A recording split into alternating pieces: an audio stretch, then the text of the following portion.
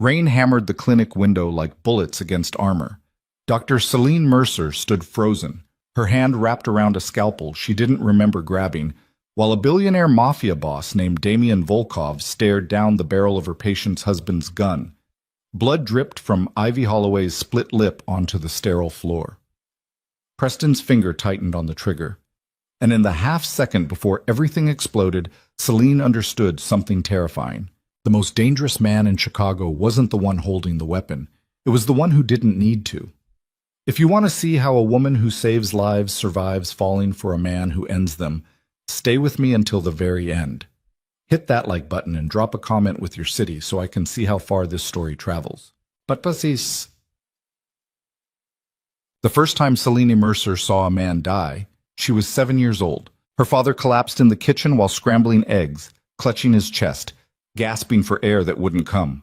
She remembered the yellowish morning light streaming through the curtains, the smell of burnt butter, her mother screaming into the phone, the way her father's eyes went somewhere else while Celine stood there holding a plastic cup of orange juice, watching the only hero she'd ever known disappear in front of her. 23 years later, she still couldn't eat eggs, but she could save people. That's what she told herself every morning when she unlocked the doors to the Mercy Street Clinic, a cramped medical office wedged between a pawn shop and a laundromat in one of Chicago's forgotten neighborhoods.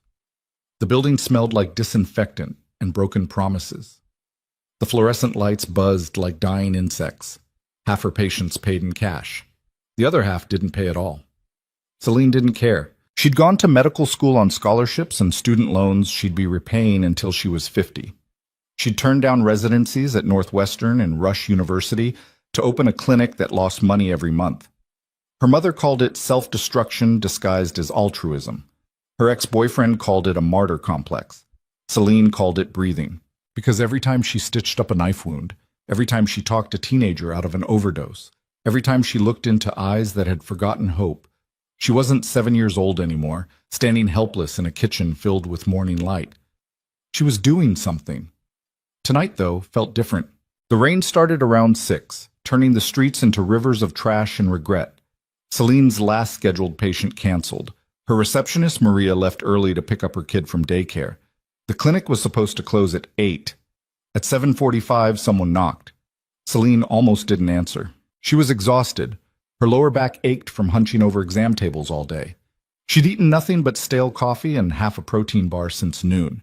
She had a stack of billing paperwork on her desk that made her want to set the building on fire, but the knocking didn't stop. It was frantic, desperate. Celine opened the door. A woman stood shivering in the rain, soaked to the bone, mascara running down her cheeks in black rivers. Mid-20s, maybe. Designer clothes that had probably cost more than Celine's rent. A silk blouse now transparent and clinging to her frame, blood seeping through the fabric near her ribs. "Please," the woman whispered. "I didn't know where else to go." Celine pulled her inside. The woman's name was Ivy Holloway. She sat on the exam table trembling like a wounded animal while Celine peeled away the ruined blouse, revealing a landscape of bruises across her torso, purple and yellow and greenish black, layered like sediment, some fresh, others weeks old.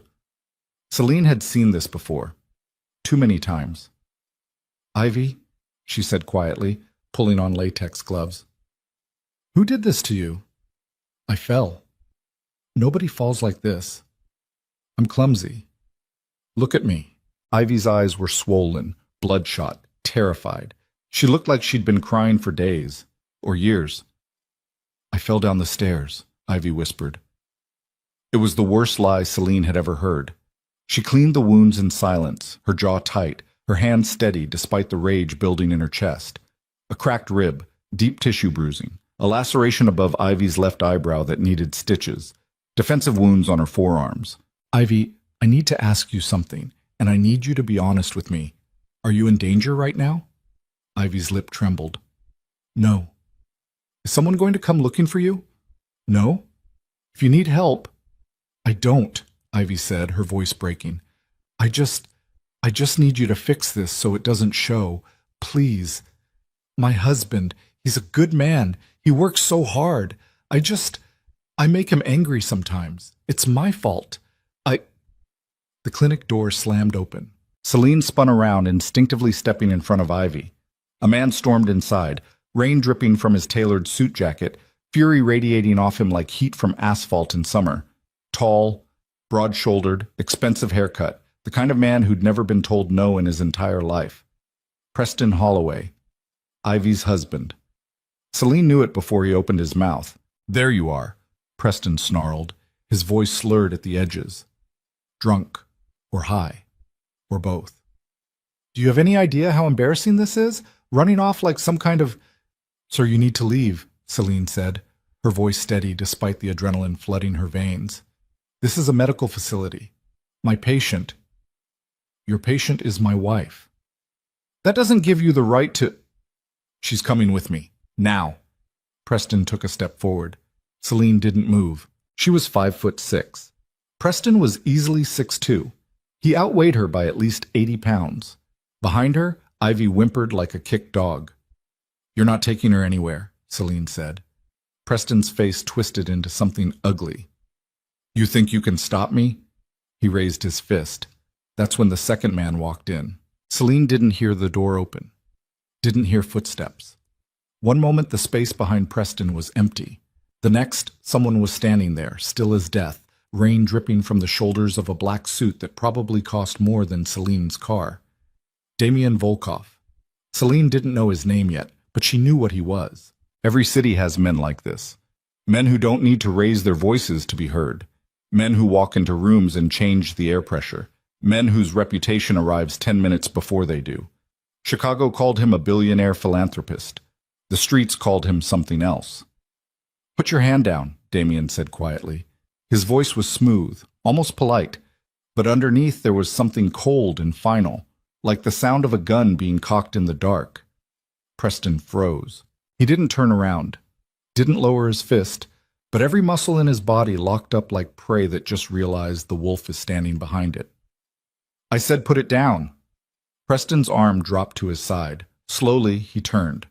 Whatever he saw in Damien's face made all the drunken bravado evaporate. His face went pale. His Adam's apple bobbed as he swallowed hard. "Mr. Volkov," Preston stammered. I wasn't. This is just a misunderstanding. My wife, she gets confused sometimes, and—" "Your wife," Damien interrupted, his gray eyes flicking briefly to Ivy cowering on the exam table, then back to Preston. "Looks like someone used her for target practice." "She fell." "No, she didn't. This is between me and her. It's private, domestic. You don't—" Damien took one step forward. Preston stumbled backward like he'd been shoved. "You have 10 seconds to leave this building," Damien said. "If I see you near this clinic again, if I hear you've gone anywhere near your wife, if you so much as breathe in her direction, I'll make sure the only thing you're capable of hitting is the bottom of the Chicago River." Preston's mouth opened and closed like a fish drowning in air. "Do we understand each other?" "Yes," Preston whispered. "Good. Leave." Preston practically ran out the door. The silence that followed was deafening. Celine stood there, her heart slamming against her ribs, her hands still clenched into fists she didn't remember making. Behind her, Ivy was crying softly into her hands. Damien turned his attention to Celine. Up close, he was even more unsettling. Not because he was handsome, though he was, in a cold, carved-from-marble kind of way. Sharp jawline, gray eyes like winter fog, dark hair slicked back from a face that gave away nothing. But it was the stillness that got her. Most people fidget, shift their weight, blink too much. Damien Volkov stood like a statue, his hands folded in front of him, watching her with the kind of focus that made her feel like an insect under a microscope. "Are you all right?" he asked. "I'm fine." "You don't look fine." "I didn't ask for your opinion." Something flickered across his face, amusement maybe, or surprise. It vanished too quickly to tell. "Fair enough," he said. "Is she going to survive?" "She'll heal, physically. And the rest?" Celine's jaw tightened. "That's not something you fix with a bandage." Damien nodded slowly, like she'd just confirmed something he already knew. "Preston Holloway owes money to some very unpleasant people," he said. "Eastern European, trafficking networks. They don't care about marriage vows. If he can't pay, they'll take her as collateral. Celine's blood went cold. What? Your patient. She's in more danger than she realizes. How do you... I make it my business to know things, Dr. Mercer. The fact that he knew her name without asking sent a chill down her spine. Who the hell are you? Someone who can help. I didn't ask for your help. No, Damien agreed, but she did. He nodded toward Ivy, who was staring at him with wide, desperate eyes. Is it true? Ivy whispered. Preston owes money to those people? Damien hesitated for half a second, the first crack Celine had seen in his perfect control. Yes. Oh my God. Oh my God. He told me it was a business loan. He said... He lied, Damien said flatly. And now you're in danger. Both of you. Celine felt the room tilt slightly. Wait. Both of us? You just became a liability. Preston knows you've seen his wife. He knows she told you things. Men like him don't leave witnesses. I didn't... It doesn't matter what you did or didn't do. It matters what he thinks you did. Celine wanted to argue, wanted to tell him he was being paranoid, wanted to believe this was just a domestic violence case she could refer to the police and social services and be done with. But the look in Damien's eyes told her he wasn't exaggerating. What do you suggest? She asked, hating the tremor in her voice. I have a property. Secure. Private. You'll both stay there tonight. Absolutely not. Dr. Mercer, I don't know you. I don't know what you want. And I sure as hell don't trust men who show up out of nowhere playing savior. Damien's mouth curved into something that might have been a smile on someone less dangerous. Smart, he said. I wouldn't trust me either. Then why should I... Because in about 30 minutes, Preston is going to finish the bottle of whiskey he started this afternoon, work up enough liquid courage to feel humiliated instead of scared, and come back here with a gun. And when he does, the only thing standing between you and a bullet will be a flimsy door lock and whatever prayer you believe in. Celine's mouth went dry. You're serious? I don't joke about murder. Ivy made a choking sound. Celine turned to her, saw the raw terror in her eyes, and felt something crack inside her chest. She'd spent her entire adult life trying to save people, but she'd never been the one who needed saving. If we go with you, Celine said slowly, turning back to Damien, what do you want in return? Nothing. Bullshit. Nobody helps for free. You're right. I'll want something eventually. Damien's gray eyes locked onto hers.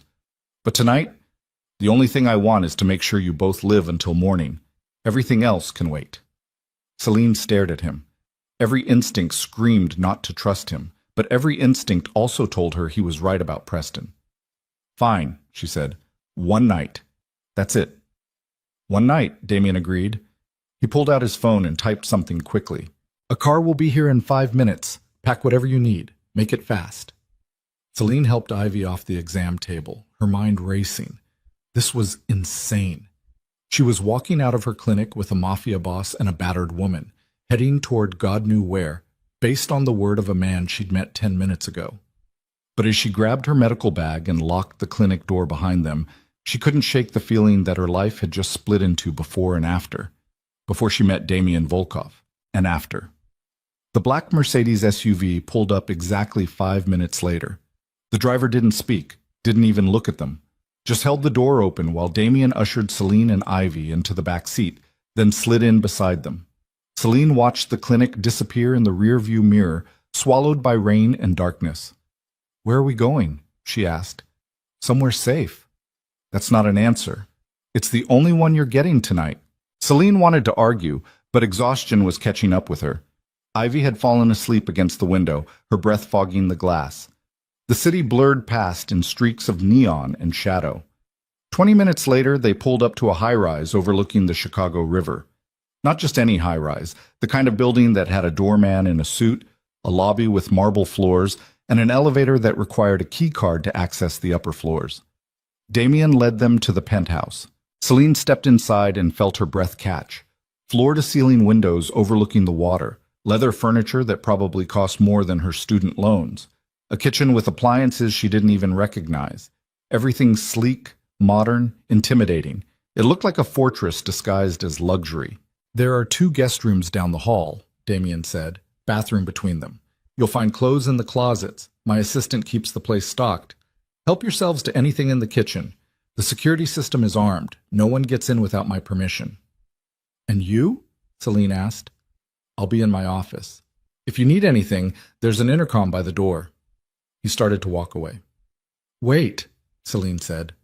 Damien paused, glancing back over his shoulder. "Why are you doing this?" For the first time all night, something human flickered across his face, something almost sad. "Because nobody did it for me," he said quietly. Then he disappeared down a hallway, leaving Celine standing in a stranger's penthouse, holding a medical bag and 1,000 questions she didn't know how to ask. She got Ivy settled in one of the guest rooms, tucked her into a bed that looked like it belonged in a 5-star hotel, left water and painkillers on the nightstand. Then she collapsed in the other guest room and stared at the ceiling, listening to the rain hammering against the windows. Her phone buzzed. A text from an unknown number. "The restraining order will be filed first thing in the morning. Sleep well, Dr. Mercer." Celine stared at the message. Then she checked the locks on the door, turned off the lights, and lay there in the dark, wondering what kind of man filed restraining orders in the middle of the night. And more importantly, what kind of man she'd just trusted with her life. Morning came too fast. Celine woke to sunlight streaming through unfamiliar windows and the smell of coffee drifting from somewhere deeper in the penthouse. For a disorienting moment, she forgot where she was. Then it all came rushing back. Preston, Ivy, Damien Volkov. She pulled on the clothes she'd found in the closet the night before. Expensive, perfectly tailored, unsettling in how well they fit, and followed the smell of coffee. Damien stood in the kitchen, dressed in dark slacks and a crisp white shirt, sleeves rolled to his elbows, pouring coffee like this was just another Tuesday. "Morning," he said without looking up. "You don't sleep?" "Not much." "That's not healthy." "Neither is your profession." Celine almost smiled despite herself. She accepted the coffee he handed her, black and strong, and leaned against the counter. "Did you really file a restraining order?" "Against Preston?" "Yes. Judge signed it an hour ago. He's also being investigated for tax evasion, fraud, and money laundering. By this afternoon, his assets will be frozen, and he'll have bigger problems than his wife leaving him." Celine blinked. "You did all that overnight?"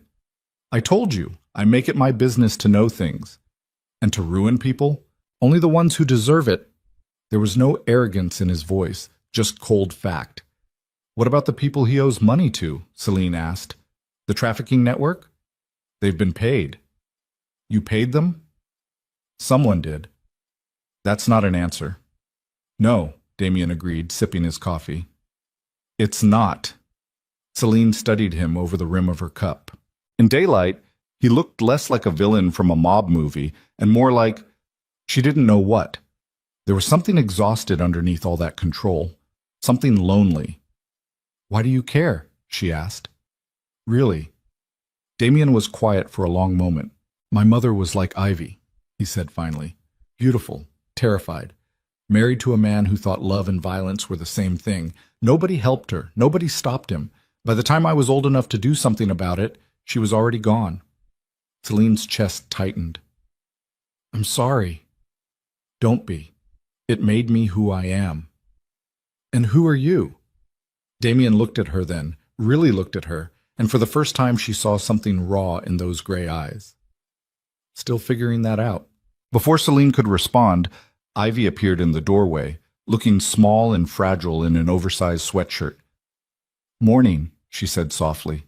Celine immediately shifted into doctor mode, checking Ivy's injuries, asking about pain levels, making sure she'd eaten something. Damien watched from a distance, silent, unreadable. Over the next few days, a strange routine developed. Ivy stayed in the penthouse, slowly coming back to life. Color returned to her cheeks. She started eating again, started talking. Celine came by every day to check on her, even though she knew Ivy was healing just fine. The truth was, she came for other reasons. Damien was not what she expected. He worked from home most days, holed up in his office on endless phone calls conducted in 3 different languages. Sometimes men in expensive suits showed up for meetings that ended with handshakes and wire transfers. Celine didn't ask questions, but in the evenings, after Ivy went to bed, Celine and Damien would sit in the living room with coffee neither of them drank, talking about everything except who he really was. Books, music, the architecture of Chicago, the ethics of medicine, the cost of power. Damien had read more philosophy than most professors Celine knew. He quoted Dostoevsky and Camus like they were old friends. He asked questions that made her think harder than she'd thought in years. And he listened. Really listened. Not the performative listening men usually did while waiting for their turn to talk. He absorbed every word she said like it mattered. "You're not what I expected," Celine admitted one night. "What did you expect?" "I don't know. Someone crueler." "I am cruel," Damien said quietly, "just not to people who don't deserve it." "And you get to decide who deserves it?" "Someone has to." "That's a dangerous way to think." "So is believing everyone deserves mercy." Celine couldn't argue with that, but she also couldn't ignore the way her heart sped up every time he looked at her. The way the air changed when they were in the same room, the way she'd started thinking about him at 2 in the morning when she should have been sleeping. This was a mistake. She knew it was a mistake. Men like Damien Volkov didn't fall in love. They collected, controlled, consumed. But then one rainy evening, as Celine was leaving the penthouse, she heard shouting from down the hall. She followed the sound to Damien's office. The door was cracked open. Inside, Damien stood behind his desk, his jaw tight, his hands braced against the wood. A man in a cheap suit stood on the other side, red-faced and furious. "You can't just decide this," the man snarled. "There are procedures, rules. You think because you have money, I think because I have leverage," Damien interrupted, his voice dangerously soft. "And if you ever threaten one of my employees again, you'll discover exactly how much leverage I have. You're going to regret this, Volkov." "I doubt it." The man stormed past Celine without seeing her, slamming the door behind him. Celine knocked softly. "Come in," Damien said, his voice tight. She stepped inside. He looked up, saw her, and something in his expression cracked. "You heard that?" "Some of it. He's a union rep, trying to extort protection money from one of my construction companies. Threatened to hurt workers if I didn't pay." "What are you going to do?" "Handle it." "Meaning?" Damien was quiet for a moment. "Meaning he'll wake up tomorrow morning with federal investigators parked outside his house and a subpoena for documents that will prove he's been embezzling union funds for 3 years. Celine should have been horrified. Instead, she felt something else. Relief. Because the man standing in front of her wasn't a monster. He was something more complicated, something human. "You scare me," she admitted. "Good. You should be scared. Not because of what you do, because of how much I don't care what you do." Damien stared at her. Then he crossed the room in 3 strides and kissed her.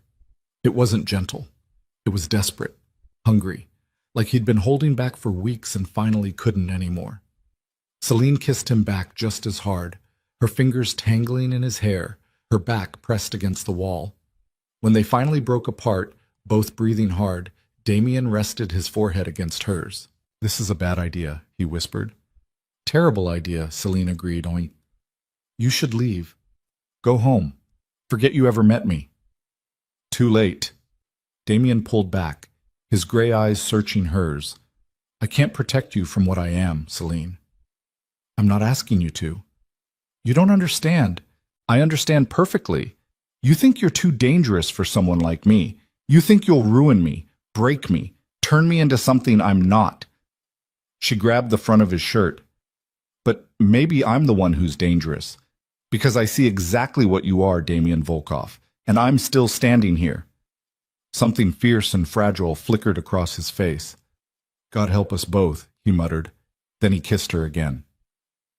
That night changed everything. Celine didn't go home. She stayed. And somewhere between midnight and morning, tangled in sheets that cost more than her medical degree, she realized she'd crossed a line she could never uncross. Because falling for Damien Volkov wasn't like falling at all. It was like jumping. But the next evening, as Celine was locking up the clinic, she felt it. That prickling sensation between her shoulder blades. Someone was watching. She glanced over her shoulder. A black SUV idled across the street.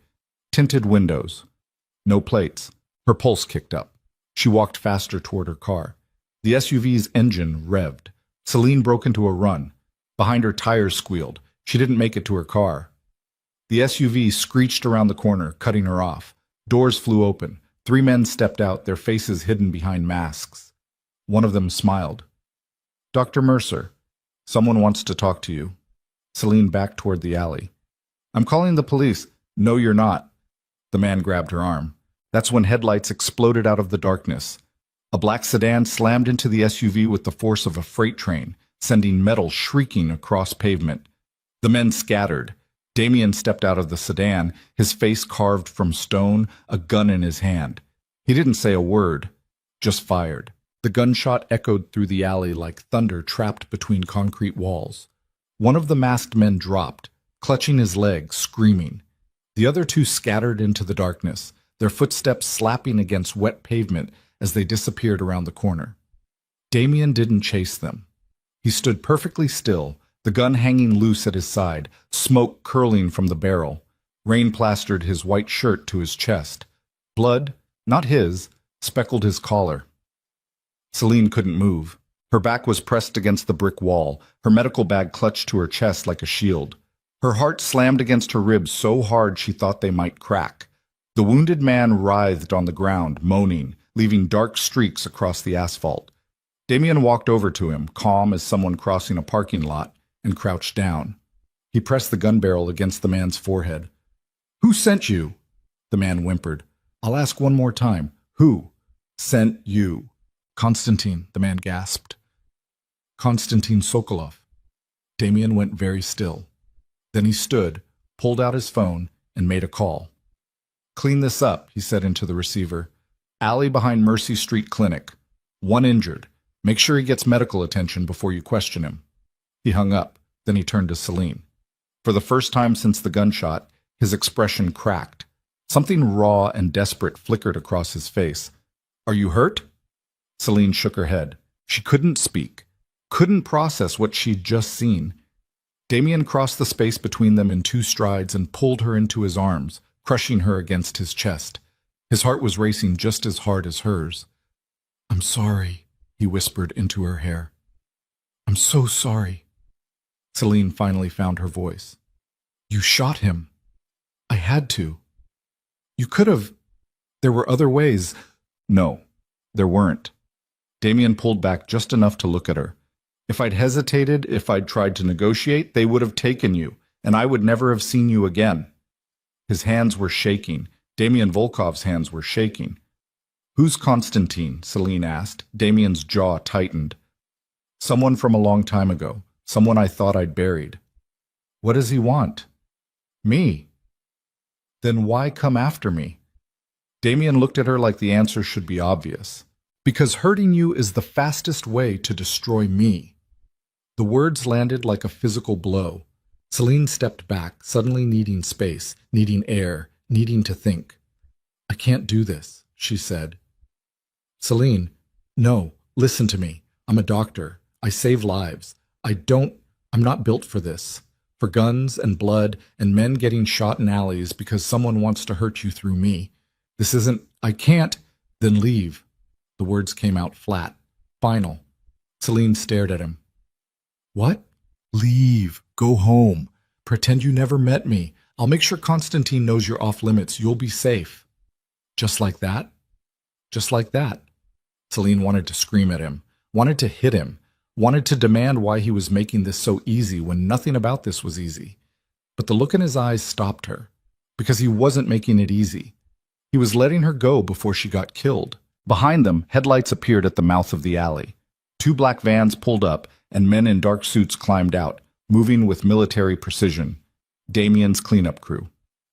"I'll have someone drive you home," Damien said quietly. "Pack a bag. I'm moving you to a secure location tonight." "I thought you said I could leave." "You can, but you're not doing it from your apartment. Not until I know Konstantin's been handled." "How long will that take?" "I don't know."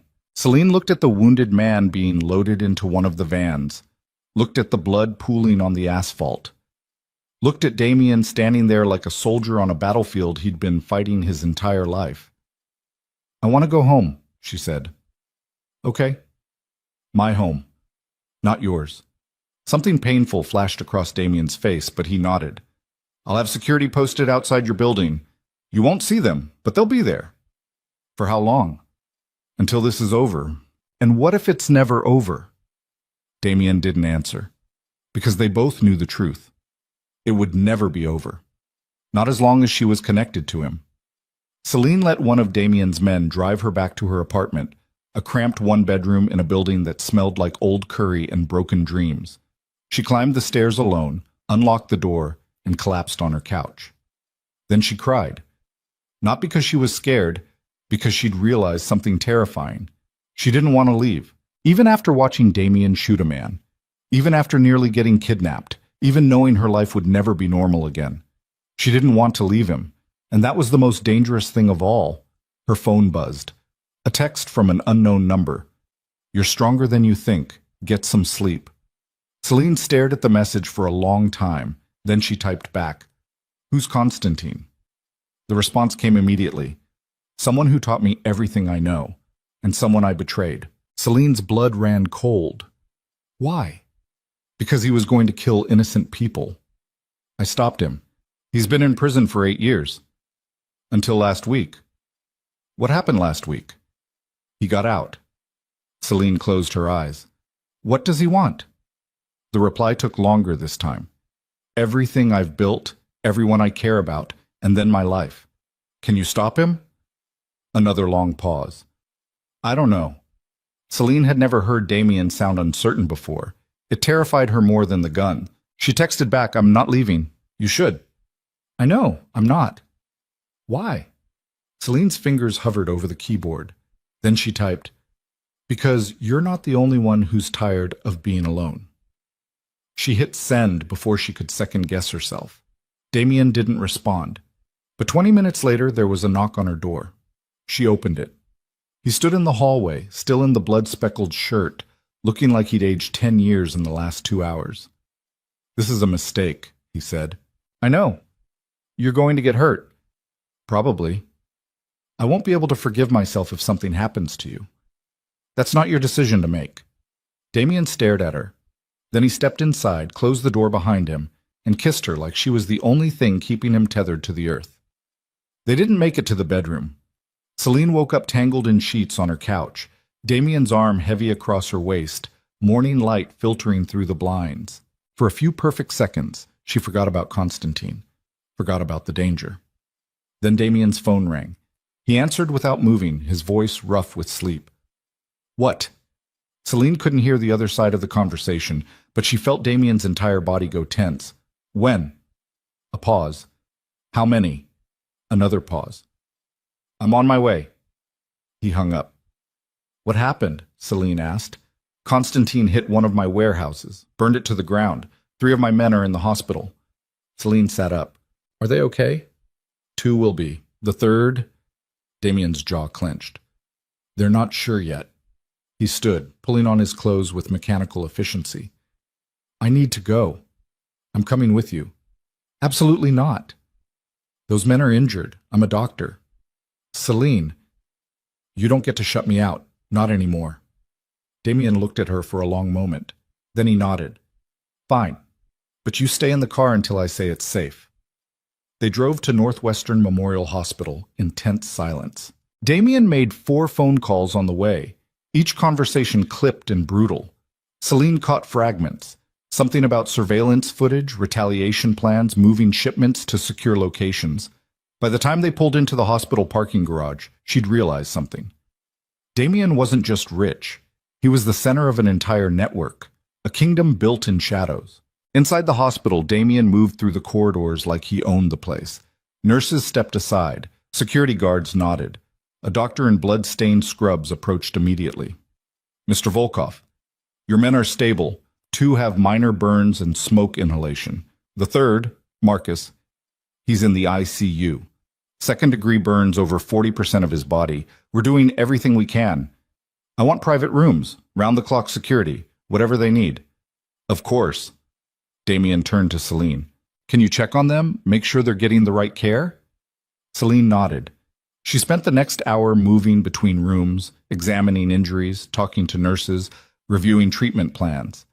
The two men with minor injuries were young, mid-20s, terrified, grateful to see her. Marcus was unconscious in the ICU, hooked up to machines that beeped and hissed. His skin was blistered and raw. His chart made Celine's stomach turn. Third-degree burns on his arms. Lung damage from smoke inhalation. Possible infection. He might not make it. She found Damien in the waiting room staring out the window. Marcus needs a specialist, she said. The best burn surgeon you can find. I already made the call. She's flying in from Boston. When? Tonight. Celine sat down next to him. This is because of you. Because you stopped Constantine 8 years ago. Yes.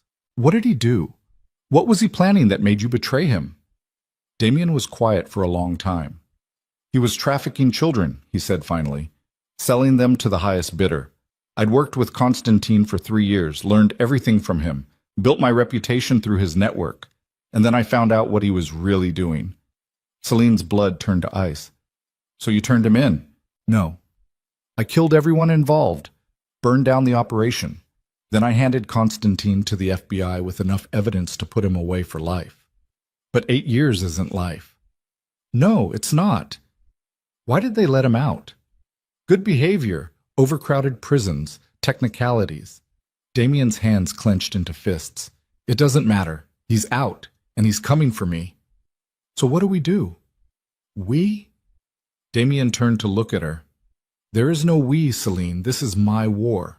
It became mine the second those men grabbed me in the alley. I can still protect you. I don't want protection. I want to fight. You don't know how. Then teach me. Damien stared at her like she'd lost her mind. Maybe she had, but the alternative was hiding, waiting, letting Damien fight alone while she pretended to be safe, and Celine had never been good at pretending. You're serious, Damien said, completely. You're a doctor, and you're a criminal. Neither of us is what we're supposed to be, so what? Something almost like a smile flickered across Damien's face. You're insane. Probably. This is going to get you killed. Then at least I'll die standing. Damien shook his head, but Celine saw something shift in his eyes. Respect, maybe. Or fear. Or both. That evening, Damien took Celine to a warehouse on the outskirts of the city.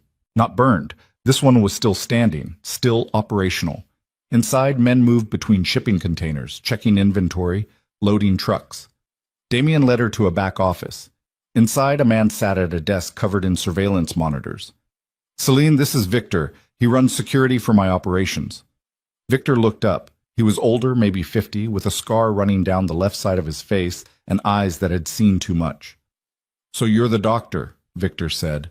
And you're the man who's supposed to keep me alive. Victor's mouth twitched. I like her.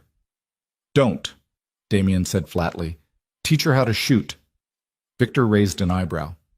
You serious? Completely. You know what Constantine will do if he finds out she's armed? He'll do it anyway. At least this way she has a chance. Victor studied Celine for a long moment. Then he stood. All right, Doc. Let's see if you can hit the broad side of a building. They went to a shooting range in the warehouse basement, a long, narrow room with targets at one end and a rack of weapons at the other. Victor handed Celine a handgun.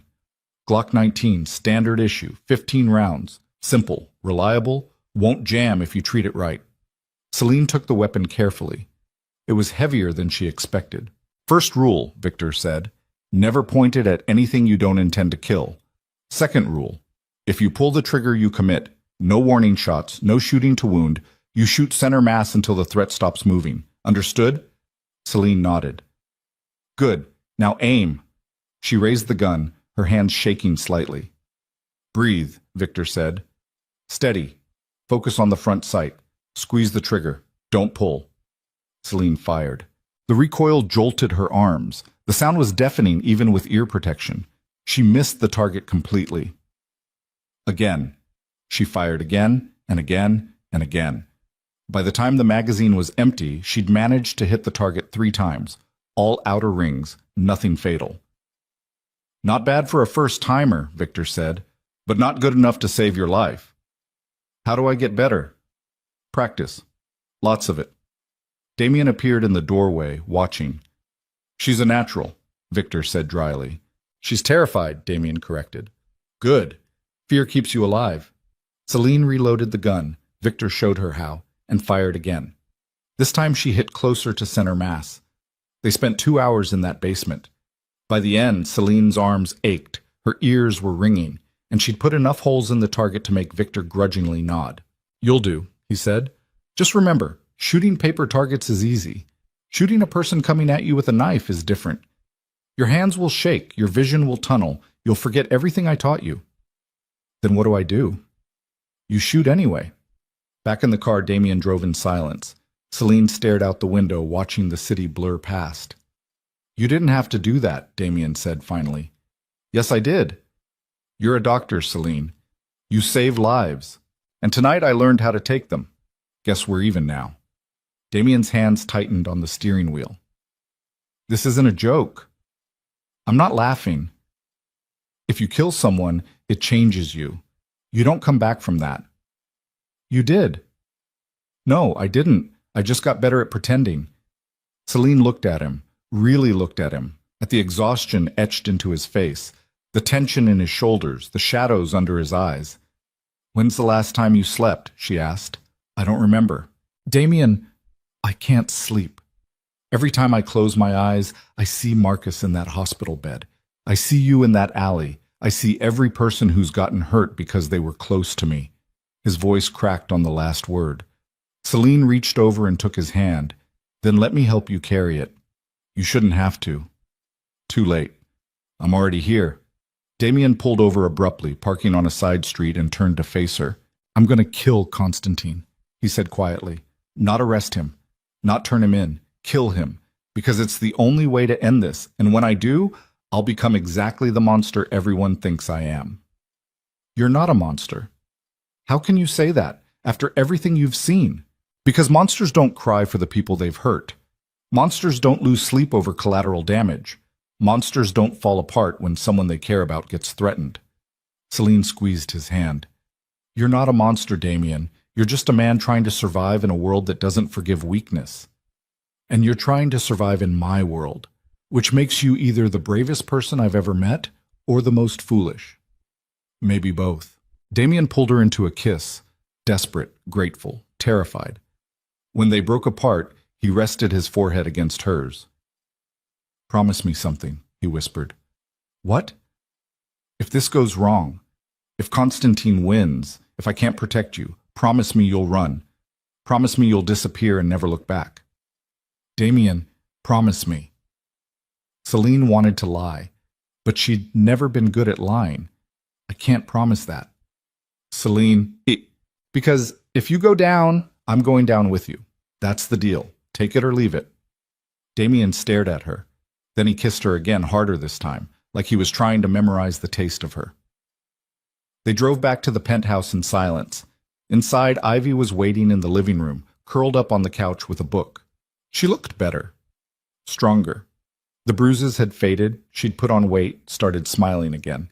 Hey, she said, looking up. How was your day? Celine almost laughed. How was your day? Like they were roommates coming home from normal jobs. Long, Celine said. I made dinner, pasta, nothing fancy, but it's edible. You didn't have to? I wanted to. Ivy stood, suddenly serious. You saved my life, Celine. Both of you did. Let me do something small in return. They ate together, Celine, Damien, and Ivy, around the table like a dysfunctional family trying to pretend everything was normal. It almost worked. Until Damien's phone rang. He glanced at the screen, and his entire expression went cold. Excuse me, he said, standing. He disappeared into his office. Celine and Ivy exchanged glances. Is he okay? Ivy asked quietly. I don't know.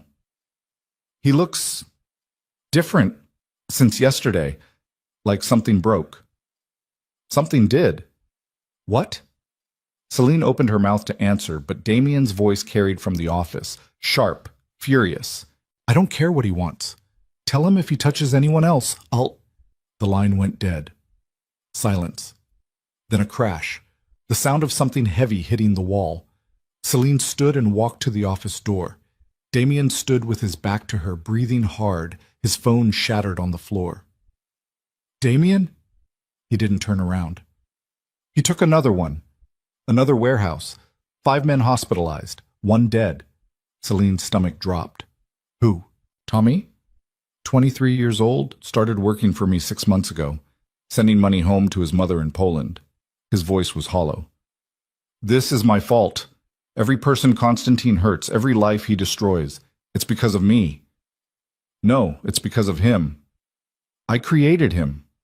Damien finally turned around. His eyes were red.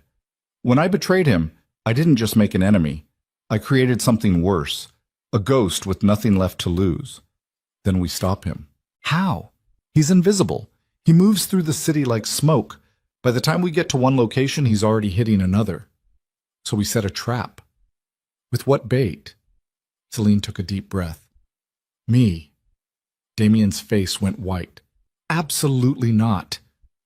He wants to hurt you. The fastest way to do that is through me. So we let him think he can take me. We let him come. And when he does, you end it. No, I won't risk you like that. You're already risking me. Every second I'm with you, I'm a target. At least this way I have control. Celine, listen to me. She crossed the room and grabbed his face, forcing him to look at her.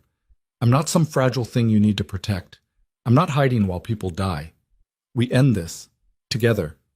Or we don't end it at all. Damien's hands came up to cover hers. If something happens to you, it won't. You can't promise that. Neither can you, but we're doing this anyway. For a long moment, Damien just stared at her. Then he pulled her into his arms and held her so tightly she could barely breathe. You're going to be the death of me, he whispered, or the life of you. We'll find out. They spent the next 2 days planning. Victor didn't like the plan. Using her as bait is suicide, he said flatly. It's the only option, Damien replied. Then find another option. There isn't one. This is insane. Constantine will see through it immediately. No, he won't. Because he's arrogant. He thinks I'm desperate. He's right. Victor looked at Celine. You understand what you're signing up for? Constantine doesn't just kill people. He makes them suffer first. I understand. And you're still willing to do this? Yes. Victor shook his head. You're both insane. Probably, Damien agreed. The trap was simple. Celine would return to her clinic, resume her normal schedule, make herself visible, vulnerable. Damien's men would watch from a distance, close enough to intervene, far enough not to spook Constantine's people. When Constantine made his move, they'd be ready. It was a terrible plan, but it was the only one they had. On the 3rd day, Celine opened the clinic at 8 in the morning. Maria, her receptionist, nearly cried when she saw her. Where have you been? I've been calling for days. I'm sorry, family emergency. Are you okay? I'm fine. Let's get to work. Patients filed in throughout the morning. Familiar faces, grateful smiles, the usual chaos of a clinic held together with duct tape and determination. Celine fell into the rhythm of it, stitching wounds, prescribing antibiotics, holding hands while delivering bad news. For a few hours, she almost forgot about Constantine. Almost. At lunch, she stepped outside for air. The street was busy, pedestrians hurrying past, cars honking, the city alive and indifferent. Across the street, leaning against a lamppost, a man watched her. Tall, thin, gray hair, cold eyes. He smiled. Then he disappeared into the crowd. Celine's blood turned to ice. She pulled out her phone and texted Damien. He's here. The response came immediately. Get back inside, lock the door, we're coming. Celine turned to go back into the clinic. That's when she saw them. 2 men, black suits, moving toward her with purpose. She ran, into the clinic, slamming the door behind her, locking it with shaking hands. Maria looked up, startled. Dr. Mercer? Call 911, now. What? The front window shattered. Glass exploded inward. Maria screamed. Patients scattered. The 2 men stepped through the broken window, guns drawn. Dr. Mercer, one of them said calmly. You're coming with us. Celine backed toward the exam room, her hand sliding into her pocket, fingers closing around the Glock Victor had given her. Stay back. Don't make this difficult. I said stay back. The man took a step forward. Celine pulled the gun. Her hands were shaking, her vision tunneled. Everything Victor had taught her evaporated, but she aimed center mass and squeezed the trigger. The gunshot was deafening. The man went down. The second man raised his weapon. That's when the clinic door exploded open and Damien stormed in, flanked by Victor and 3 other men. Gunfire erupted. Celine dropped to the floor, covering her head, her ears ringing. When the shooting stopped, both of Constantine's men were on the ground. One dead, one bleeding. Damien crossed the room and pulled Celine to her feet, checking her for injuries, his hands frantic. Are you hurt? No, I shot him. I know, you did good. I killed someone. I know. I'm a doctor. I'm not supposed to. You did what you had to do. Celine looked at the body on the floor, at the blood pooling beneath him, at the gun still in her hand, and she felt something inside her shift, break, rearrange. Victor was right. You don't come back from killing someone. But maybe that was okay. Maybe she didn't want to come back. Sirens screamed in the distance. We need to go, Victor said. The police, Celine started. Will be handled, Damien interrupted. But not if we're still here. He took her hand and pulled her toward the back exit. They ran through alleys, climbed into a waiting car, and disappeared into the city. By the time the police arrived at the clinic, they were gone. Back at the penthouse, Celine sat on the bathroom floor, staring at her hands. There was blood under her fingernails. Not hers. Damien knocked softly on the door. Celine? She didn't answer. He came in anyway, kneeling beside her. Talk to me. I killed someone. Yes. I took an oath, do no harm. He was going to kill you. I know. Then why do you look like your world just ended? Celine finally looked at him. Because it did. The person I was this morning, she's gone. I can't get her back. Damien took her hand. No, you can't. I'm sorry. Are you? Celine's voice was bitter. Or is this what you wanted all along? To turn me into someone like you? Never. I never wanted this for you. Then why didn't you stop me? Because you wouldn't have let me. Celine closed her eyes. He was right. She'd made this choice, every step of the way. What happens now? She whispered. Now we finish this. How? Damien's jaw tightened. Constantine will come for you again. But next time he'll come himself. He won't send hired guns. He'll want to look you in the eyes when he kills you. So we wait. No, we hunt. How do you hunt a ghost? You make him visible. Damien stood and pulled Celine to her feet. Get some rest. Tomorrow we go to war. But Celine didn't rest. She stood at the window staring out at the Chicago skyline and realized something. She wasn't afraid anymore. Not of Constantine, not of dying, not of what she'd become. She was afraid of only one thing, losing Damien before she got the chance to tell him she loved him.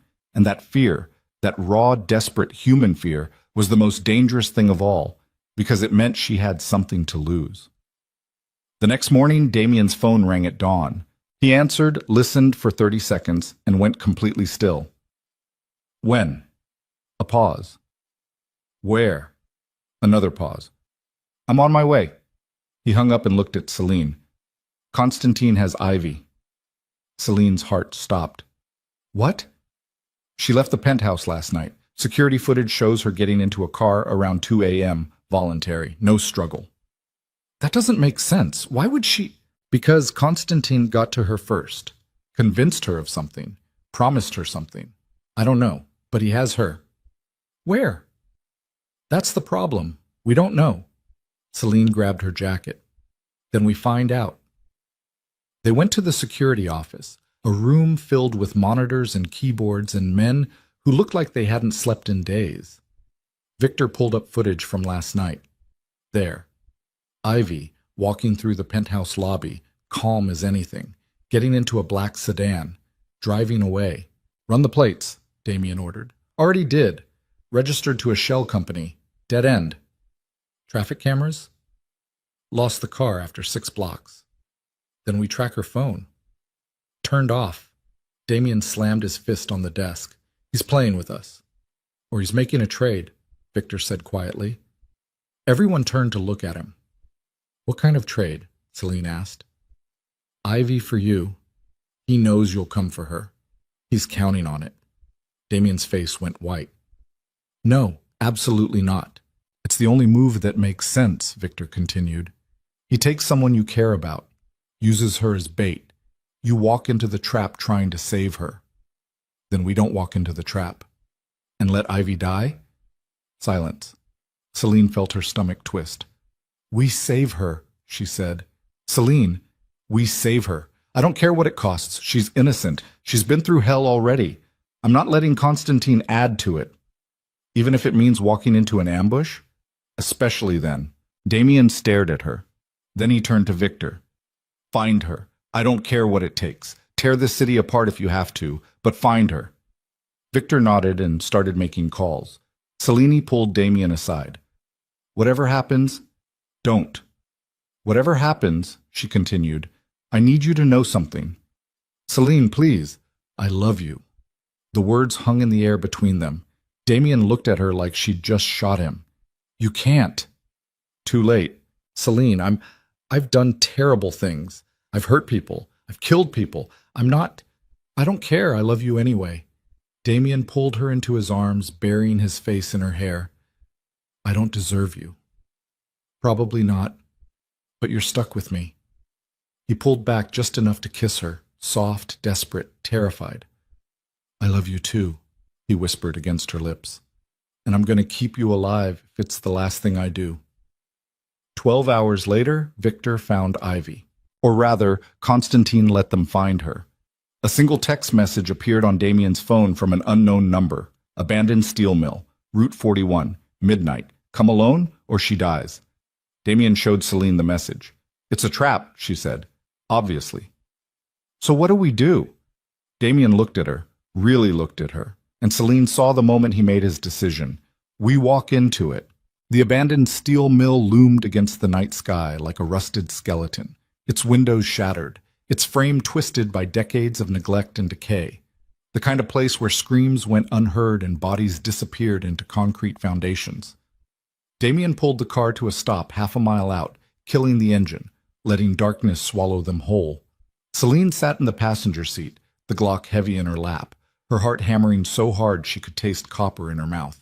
Last chance to stay in the car, Damien said quietly. Not happening.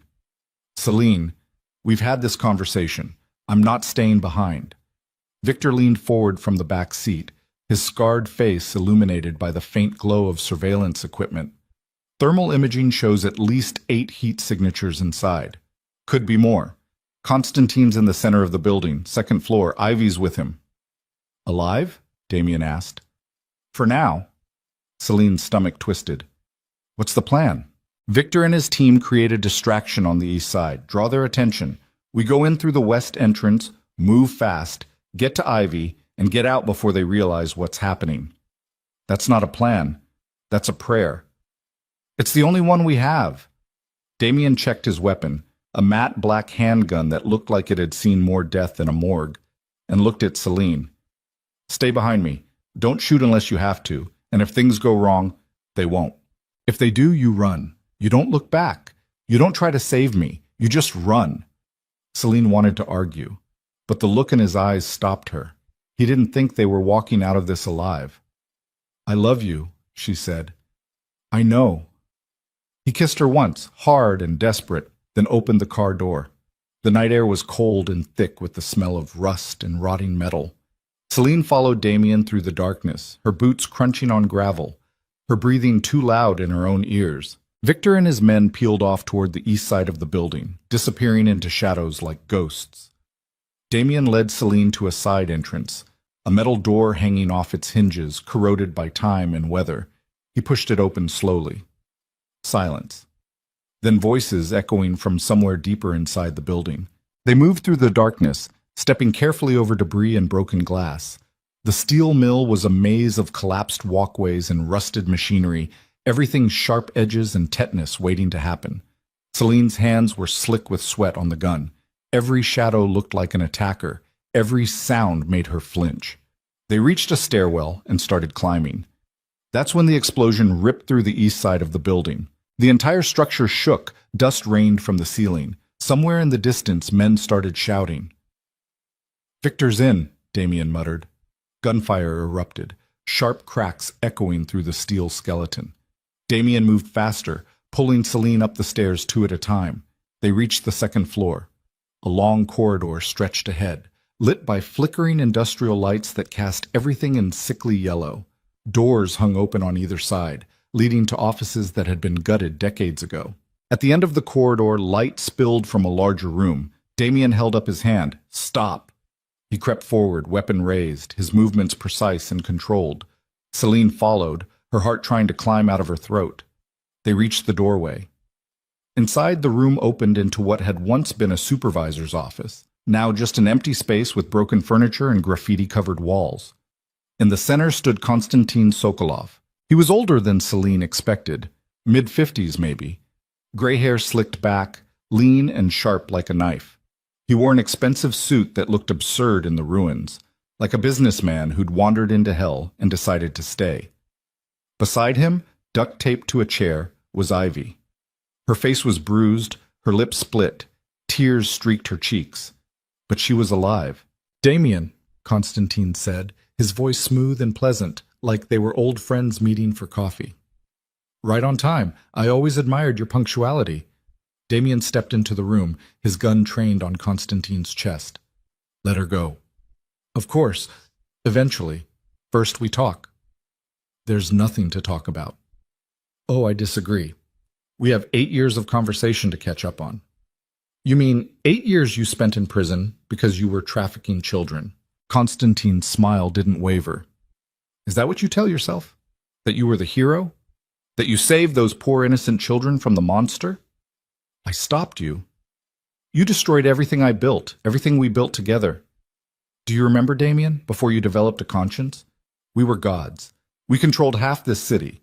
And then you decided to play saint. I decided to stop being a coward." Constantine's smile finally cracked. "Coward? You think betrayal takes courage? It does when the alternative is becoming you. And yet here you are, still a killer, still a criminal, still ruling through fear and violence. Tell me, Damien, how are you any different from me?" Celine saw Damien's jaw tighten, saw the words land like bullets.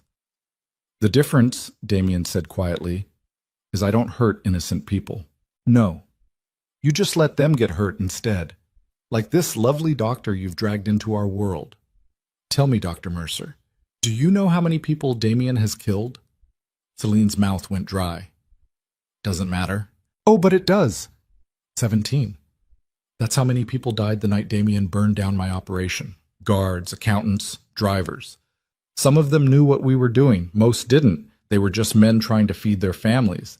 But Damien killed them all anyway. Because that's what heroes do, apparently. "They were part of your network," Damien said, his voice tight. "They enabled you. And how many people enable you? How many drivers, accountants, guards work for your empire? Are they all complicit too? Or are you special?" "Shut up." I spent 8 years in a cage thinking about this moment, about what I'd say when I finally saw you again. And you know what I realized? You didn't betray me because I was trafficking children. You betrayed me because you wanted my empire.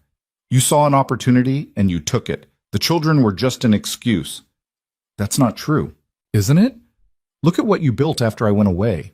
You took over my territories, my connections, my reputation. You became me. So tell me, Damien, who's the real monster here? Celine saw something flicker across Damien's face. Doubt, pain, guilt. And in that half-second of hesitation, everything went wrong. Constantine moved, not toward Damien, toward Ivy. He pulled a knife from his jacket and pressed it against her throat. "Drop the gun, Damien. Don't drop it, or I open her neck right here." Damien's hand shook, then he lowered the weapon. "Good boy. Now kick it away." Damien obeyed. Constantine smiled. "You always were too sentimental. It's your greatest weakness. You care about people." "Me? I learned a long time ago that caring gets you killed." He looked at Celine. "You too, Doctor. Drop the gun." Celine's hands were shaking so hard she could barely hold the weapon. "Do it," Damien said quietly. "Please." She dropped it, Constantine nodded toward one of his men standing in the shadows. Celine hadn't even seen him there, and the man collected both weapons. Much better. Now we can talk like civilized people. You got what you wanted, Damien said. Let her go. Which one? Both of them. But then I'd have no leverage, and I need leverage, Damien, because what I want isn't your death. Not yet. What I want is worse. What do you want? Constantine's smile turned cruel. I want you to watch everything you've built burn. I want you to feel the same helplessness I felt sitting in that prison cell while my empire crumbled. I want you to understand what it means to lose everything. So this is about revenge. This is about balance. Constantine's phone buzzed. He pulled it out, glanced at the screen, and his smile widened. Perfect timing. Damien, you should know, while you've been here playing hero, my men have been busy. 3 of your warehouses are currently on fire. Your accounts in the Cayman Islands have been drained. And your precious Victor? Well, let's just say the distraction on the east side didn't go quite as planned. Damien's face went white. You're lying. Am I? Check your phone. Damien pulled out his phone with shaking hands. Celine watched his expression crumble as he read the messages flooding in. How? You're not the only one with resources, Damien. The difference is, I spent 8 years planning this. Every detail, every contingency. You walked exactly where I wanted you to walk. Victor is alive, for now. I'm not a complete monster, but he and his men are currently pinned down in the East Wing with no way out. By the time they realize it's a trap, this will all be over. Celine felt the room tilt. They'd been played. Completely. What do you want? Damien asked, his voice hollow. I told you. I want you to lose everything. But first, I want you to make a choice. Constantine grabbed Ivy by the hair, yanking her head back, the knife still pressed against her throat. This woman, your charity case. The battered wife you saved because it made you feel like you were still human. Then he looked at Celine. And this woman, the doctor you've fallen in love with. The one person in this miserable world who sees you as something other than a monster. Celine's blood turned to ice. I'm going to kill one of them, Constantine continued pleasantly. You get to choose which one lives. You have 10 seconds. No, Damien whispered. 10. I won't. 9. Constantine, please. 8. Celine's mind raced. There had to be a way out. Had to be something they'd missed. 7. Ivy was sobbing, the sound muffled behind the duct tape covering her mouth. 6. Damien looked at Celine. His eyes were filled with so much pain it physically hurt to see. 5. Choose me, Celine said. What? Kill me. Let Ivy go. Celine, no. She's innocent. I'm not. I've already crossed lines I can't uncross. Save her. 4. I'm not choosing, Damien said, his voice breaking. I won't. 3. Then I'll choose for you, Constantine said. The doctor dies. He moved the knife away from Ivy's throat, pointed it at Celine. 2. That's when Ivy moved. She threw her weight backward, chair and all, crashing into Constantine. The knife skittered across the floor. Constantine stumbled. Damien lunged for the gun on the ground. Constantine's man raised his weapon. Celine screamed. Gunfire exploded through the room. Celine hit the floor, covering her head, her ears ringing. When she looked up, Damien was standing over Constantine's man, the gun smoking in his hand. The man was dead. But Constantine was already on his feet, backing toward the door. This isn't over, Damien. This is just the beginning. He ran. Damien chased after him. Celine scrambled to Ivy, pulling the duct tape off her mouth, working on the restraints. Are you okay? Are you hurt? Ivy was shaking so hard her teeth were chattering. I'm sorry. I'm so sorry. He called me. He said, if I helped him, he'd make sure Preston never touched me again. He said he'd protect me. I didn't know. I didn't realize. It's okay. You're okay. We're getting out of here. Celine finally got the restraints off. Ivy collapsed into her arms, sobbing. Outside in the corridor, more gunfire erupted. Celine grabbed the knife Constantine had dropped and pulled Ivy to her feet. We need to move. Now! They stumbled toward the door. The corridor was chaos. Victor and his men had broken through from the East Wing. They were fighting Constantine's people in the narrow space, bullets ricocheting off metal walls. Celine pulled Ivy in the opposite direction, away from the fighting, searching for another way out. They found a service stairwell and started descending. Behind them, the gunfire intensified. They reached the ground floor and ran. Outside, the cold air hit Celine's lungs like ice water. Ivy was still sobbing, barely able to stand. Celine half carried her toward the tree line, away from the building, away from the death. They collapsed behind a rusted dumpster, gasping for breath. That's when Celine realized Damien wasn't with them. She looked back at the steel mill. Flames were starting to climb the east side where Victor's distraction had been. Smoke poured from broken windows, and somewhere inside Damien was still fighting. "Stay here," Celine told Ivy.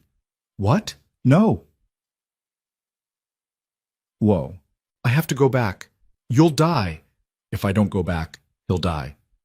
Celine pressed the knife into Ivy's hands. "If anyone comes near you, use it. Don't hesitate." Then she ran back toward the building.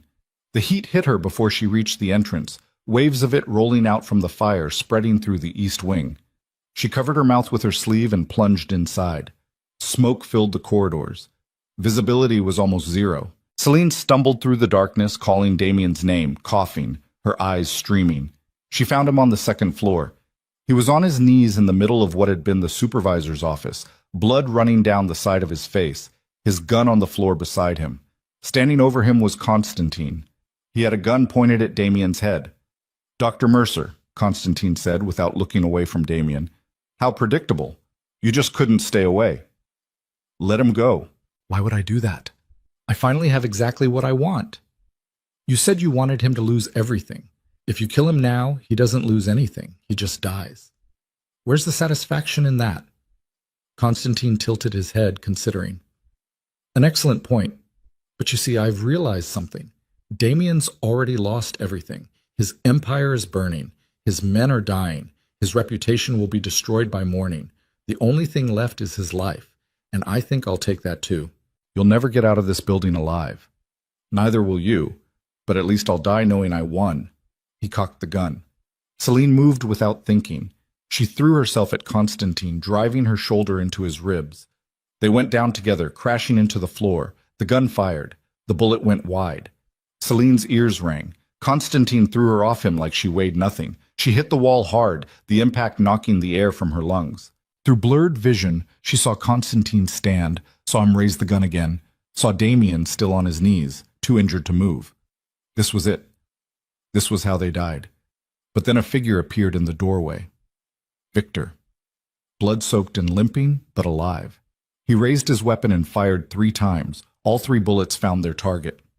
Constantine stumbled backward, his eyes wide with surprise, blood blooming across his expensive suit. He looked down at the wounds. Then he looked at Damien. "You win," he said quietly. Then he collapsed. Victor lowered his gun. "We need to go. This whole place is coming down." Celine scrambled to Damien, pulling him to his feet. He was barely conscious, leaning heavily against her. "Can you walk?" "I can try." They stumbled toward the door, Victor supporting Damien's other side. Behind them, flames roared through the building, consuming everything. They made it outside seconds before part of the roof collapsed. Ivy was waiting by the tree line, still shaking but alive. Victor's men were regrouping, loading wounded into vehicles. Sirens wailed in the distance. "Ambulances," Victor said, "and police. We need to leave. Now!" They climbed into the nearest vehicle. As they pulled away, Celine looked back at the steel mill.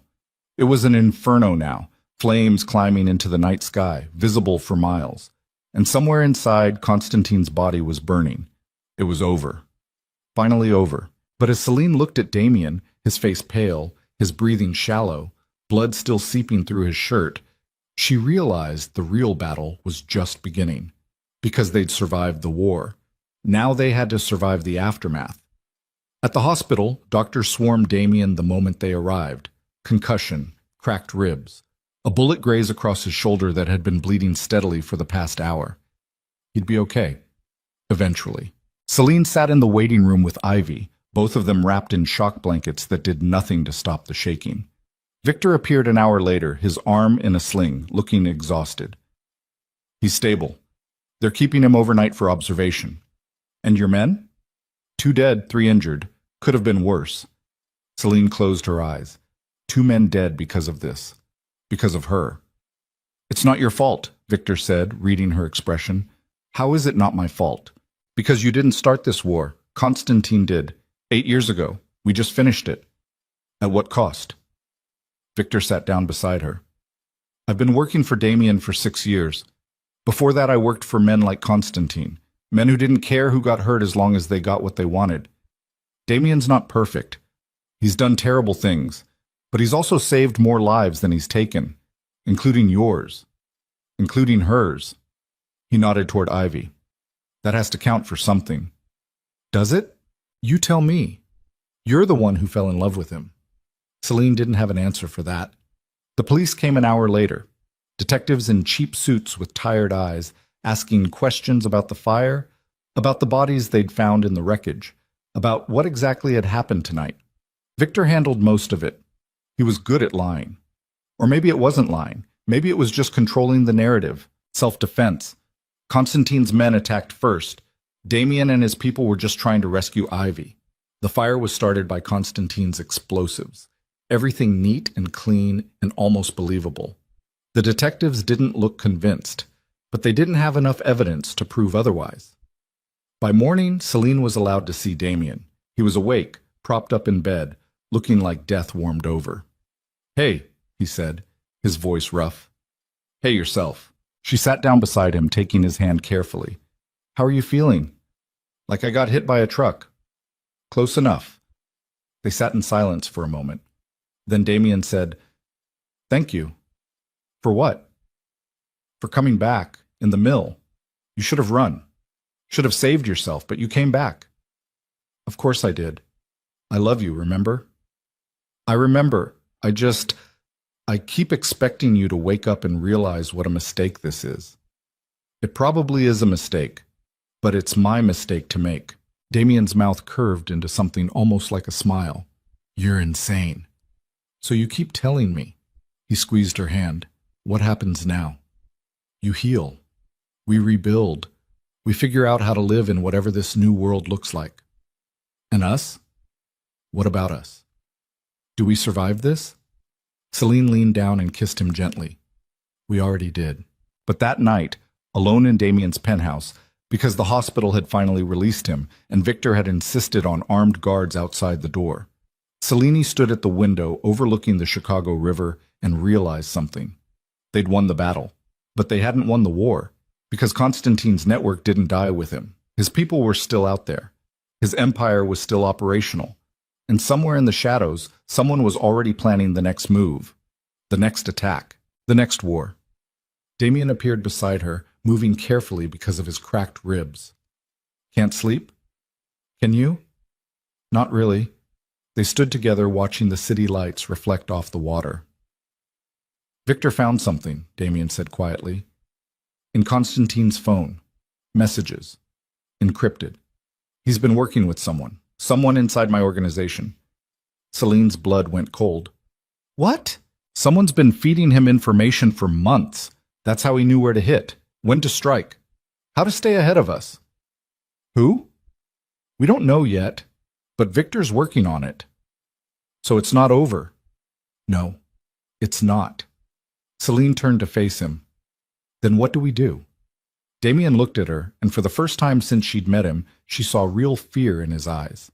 We find the traitor before they find us. Because whoever it is, they know everything. Where we live, who we care about, every weakness we have. And if we can't find them? Damien's jaw tightened. Then we don't survive this. Celine wanted to argue, wanted to say they'd figure it out, wanted to believe everything would be okay. But as she looked into Damien's eyes, she realized they were both thinking the same thing. They'd survived Constantine. But the person who'd betrayed them, the person who'd been working from the inside, was still out there. Still watching. Still waiting. And when they finally made their move, there would be nowhere left to hide. Because the worst enemies aren't the ones you can see coming. They're the ones standing right beside you.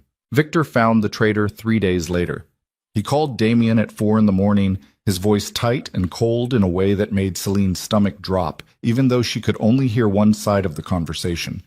Damien sat up in bed, wincing from his cracked ribs, his face going pale in the darkness. "You're sure?" A pause. "How long?" Another pause. "Jesus Christ." He hung up. Celine turned on the bedside lamp. What happened? Damien stared at the wall like he was seeing through it into some terrible future. Marcus. The man from the warehouse fire? The one in the ICU? He didn't make it, died an hour ago. Infection. Organ failure. Damien's hands clenched into fists. Victor was there when it happened. The doctor said his last words were a confession. Celine's throat went tight. What kind of confession? He was the leak. He had been feeding information to Constantine for 6 months. Names, locations, schedules, everything. The room felt like it was tilting. Why would he? Money. Constantine was paying him $50,000 a month. Marcus's mother needed experimental cancer treatment. Insurance wouldn't cover it. He was desperate. Oh my God. He didn't know what Constantine was planning, didn't know people would die. By the time he realized what he'd done, it was too late to stop it. Damien's voice cracked. He asked Victor to tell me he was sorry. Then he died. Celine reached for his hand. Damien, I trusted him. I brought him into my organization. I promised his mother I'd take care of him, and he betrayed me because I didn't pay him enough to save her. That's not your fault, isn't it?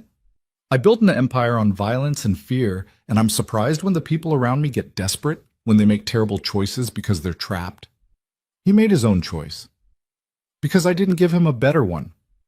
Celine didn't know what to say to that, because maybe he was right. They sat in silence while the city woke up outside the window.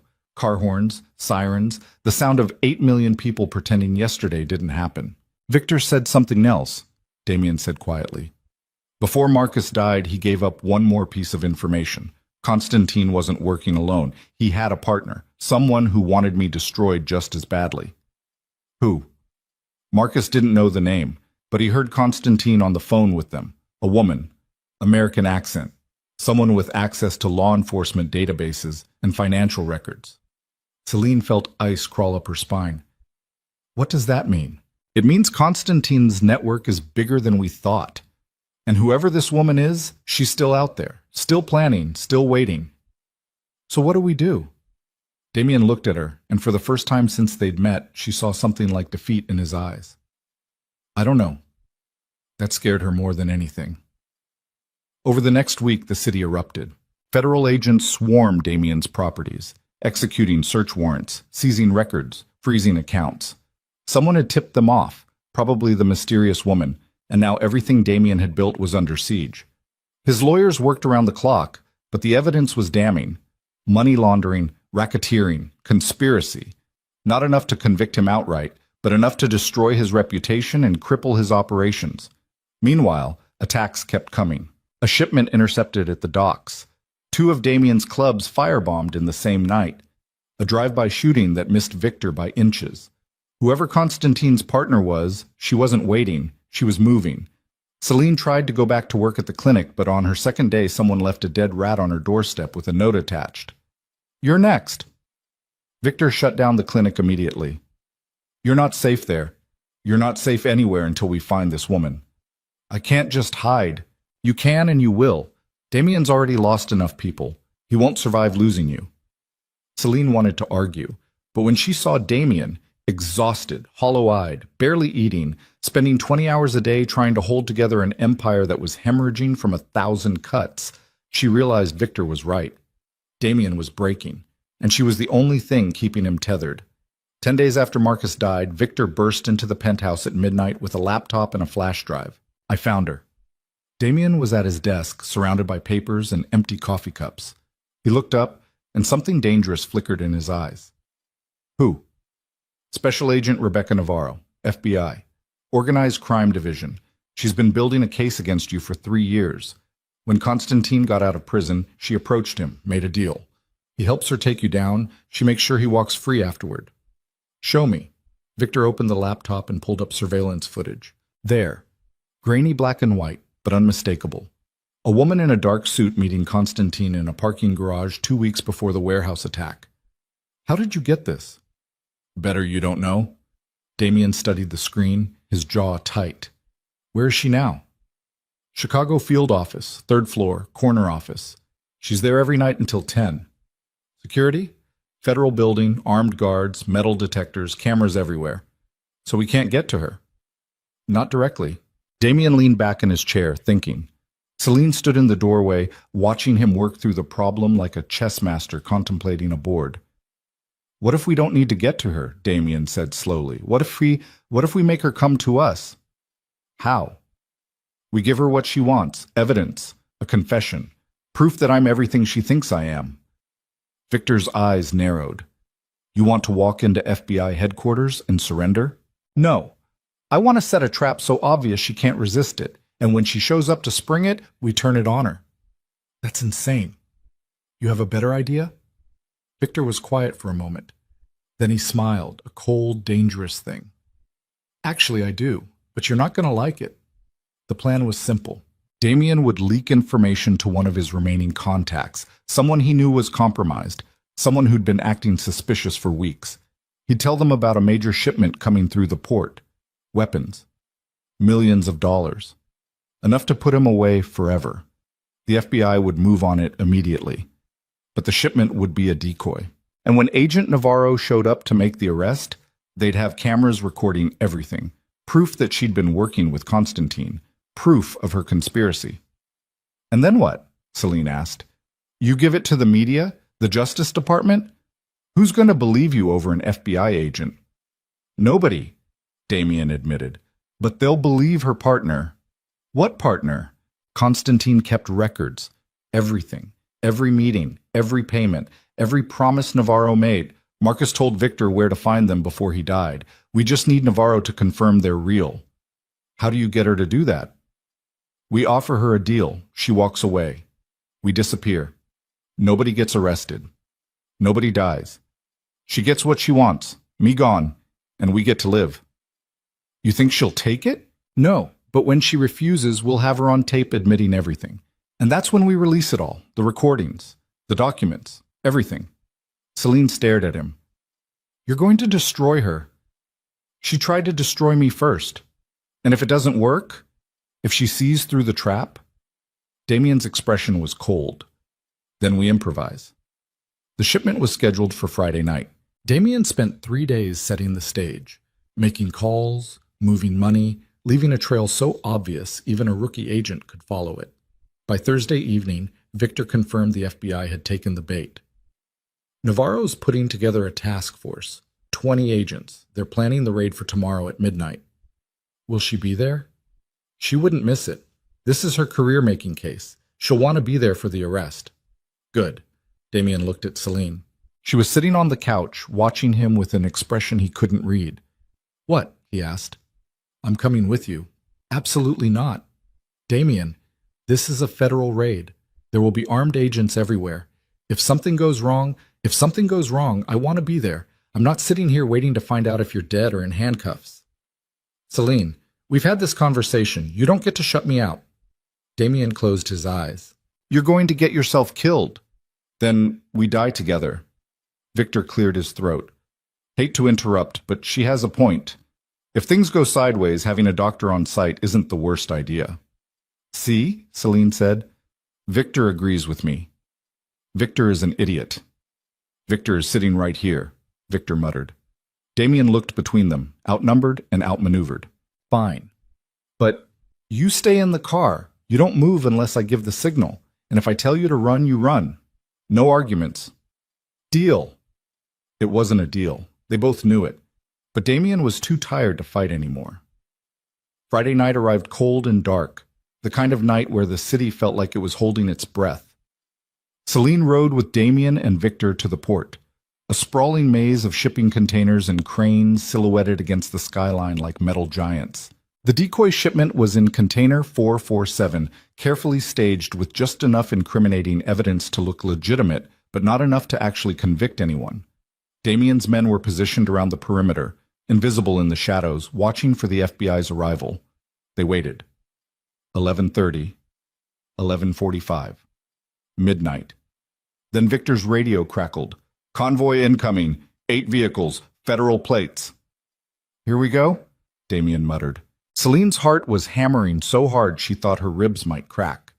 The FBI arrived like an invading army, agents in tactical gear pouring out of vehicles, surrounding the container, weapons drawn, barking orders. And in the center of it all, emerging from a black SUV, was Agent Rebecca Navarro. She was younger than Celine expected, late 30s maybe, sharp features, dark hair pulled back. She moved like someone used to being in charge. Damien watched through binoculars from their position 50 yards away, hidden behind a stack of containers. There she is. Now what? Celine asked. Now we wait for her to open the container and realize it's empty. It didn't take long. The agents cut through the lock, pulled open the heavy doors, and found exactly what Damien had left for them. Nothing. Just empty space and a single envelope taped to the wall. Navarro grabbed it, ripped it open, and read the contents. Even from a distance, Celine could see her face go white. "What did you write?" she whispered to Damien. "An invitation to meet me, alone, in the warehouse on the south end of the port. If she wants to finish this, she comes alone. Otherwise, every piece of evidence Constantine gave me about their partnership gets released to every media outlet in the country." "She's not going to come alone." "I know. So what's the real plan?" Damien smiled, and it was the coldest thing Celine had ever seen. "The real plan is already in motion." Navarro was shouting orders now, her voice carrying across the water. Half her team stayed with the container. The other half followed her toward the warehouse. Damien, Victor, and Celine moved through the shadows, staying ahead of them. The warehouse was massive, a relic from when the port was busier, now just a shell filled with rust and rats. Inside, Damien had set up a single folding chair in the center of the space, illuminated by a work light. He sat down, calm as anything, while Victor and Celine took positions in the shadows. "You're really just going to sit there?" Celine hissed. "She needs to think she's in control. She has 10 armed agents outside. And I have 20 men in position she doesn't know about. Trust me." Celine wanted to argue, but the warehouse doors burst open before she could. Navarro stepped inside, her weapon drawn, 5 agents behind her. She saw Damien and stopped. "You're either the bravest man I've ever met or the stupidest." "Little of both," Damien said calmly. "You think you can blackmail an FBI agent?" "I think I already have." Navarro's jaw tightened. "Whatever Constantine told you, he told me everything. How you approached him in prison. How you promised him immunity if he helped you take me down. How you fed him information about my operations so he could hit them." "That's a lie." "Is it? Because I have recordings, documents, emails, bank transfers, everything. Even if you did, nobody would believe you. You're a criminal. I'm a federal agent. Who do you think they'll side with?" "The side with proof." Damien pulled out his phone and played an audio file. Navarro's voice, clear as day, talking to Constantine. "We need to move faster. Volkov's too smart. If he figures out we're working together," Constantine's voice interrupting, "he won't. I know how he thinks. We'll destroy him piece by piece until there's nothing left." The recording ended. Navarro's face had gone pale. "That's fabricated." "No, it's not. And tomorrow morning, every news outlet in the country gets a copy. Unless you walk away right now." "Walk away?" "Disappear. Retire. I don't care. Just leave me alone. You get to keep your career. I get to keep my life. Everybody wins." Navarro stared at him. Then she started laughing. It was a terrible sound, bitter and broken. "You really think I'd make a deal with you? After everything you've done? After all the lives you've destroyed? I'm not the one who partnered with a child trafficker. I did what I had to do to take down a monster, and became one in the process." Navarro's hand tightened on her weapon. "You're under arrest, Volkov, for racketeering, conspiracy, money laundering, and about 20 other charges I'm going to enjoy reading to you." "No, I'm not." "You don't have a choice. Neither do you." Damien raised his hand. Lights flooded the warehouse from every direction, spotlights mounted on containers outside, illuminating the entire space like daylight. And in that light, Navarro saw them. Damien's men, dozens of them, surrounding the building, weapons drawn. She spun around, her agents raising their guns, suddenly outnumbered 3-1. "You brought an army?" she said. "I brought insurance. This is a federal crime scene. You're assaulting law enforcement. I'm protecting myself. Big difference." My backup will be here in 5 minutes. No, they won't. Victor made sure your radios are jammed, your phones too. Nobody's coming, Agent Navarro. It's just you and me and a decision you need to make. Navarro looked around at the men surrounding her, at the weapons pointed at her team, at the trap she'd walked right into. What decision? The same one I offered before. Walk away, or we all go down together. I'm not walking away. Then I release everything. And when the media digs into it, when they find out you partnered with Constantine, when they discover you helped him attack my operations and got people killed, your career is over. Maybe your freedom too. I was doing my job. You were breaking the law, the same laws you're supposed to enforce. Navarro's expression cracked. For the first time, Celine saw fear in her eyes. What do you want from me? I told you. Walk away. Admit this case is going nowhere. Let me disappear. You'll never hear from me again. And if I don't? Then we both lose. But at least I'll take you down with me. The silence stretched like razor wire. Then Navarro lowered her weapon. Fine. You win. This time. I want it in writing. What? A signed statement saying you're dropping the case, saying there's insufficient evidence, saying I'm no longer a person of interest. That's not how this works. That's exactly how this works. You sign the paper, I don't release the recordings. Simple. Navarro looked like she wanted to shoot him, but after a long moment, she nodded. Victor stepped forward with a laptop and a portable printer. Navarro typed out the statement through gritted teeth, signed it, and shoved it at Damien. There, happy? Ecstatic. This isn't over, Volkov. Yes, it is. Navarro turned and walked toward the door, her agents following. When she reached the threshold, she looked back. You think you're invincible, but everyone falls eventually. And when you do, I'll be there to watch. I'll save you a seat. She left. The warehouse fell silent. Victor let out a breath. I can't believe that actually worked. It almost didn't, Damien said, standing slowly, his ribs protesting. She was 2 seconds away from calling my bluff. You were bluffing? About releasing the recordings? No. But about my men shooting federal agents? Absolutely. That would have been suicide. Celine emerged from the shadows, her legs shaking. So it's over? Really over? Damien looked at her. For now. What does that mean? It means Navarro might have backed down tonight, but she's not going to forget this. She'll wait. Regroup. Come at me from a different angle. People like her don't give up. So we're just waiting for the next attack? No, we're disappearing. Celine blinked. What? I can't stay in Chicago, not anymore. Too many enemies, too many people who want me dead or in prison. It's time to go. Go where? I don't know yet. Somewhere quiet. Somewhere nobody knows my name. And your empire? Victor can run it. He's earned it. Victor started to protest, but Damien cut him off. You've been loyal for 6 years. You've saved my life more times than I can count. The operation is yours. Do better with it than I did. Victor's throat worked. Boss, I'm not your boss anymore. I'm just a guy who's tired of looking over his shoulder. Damien turned to Celine. Come with me. Her heart stopped. What?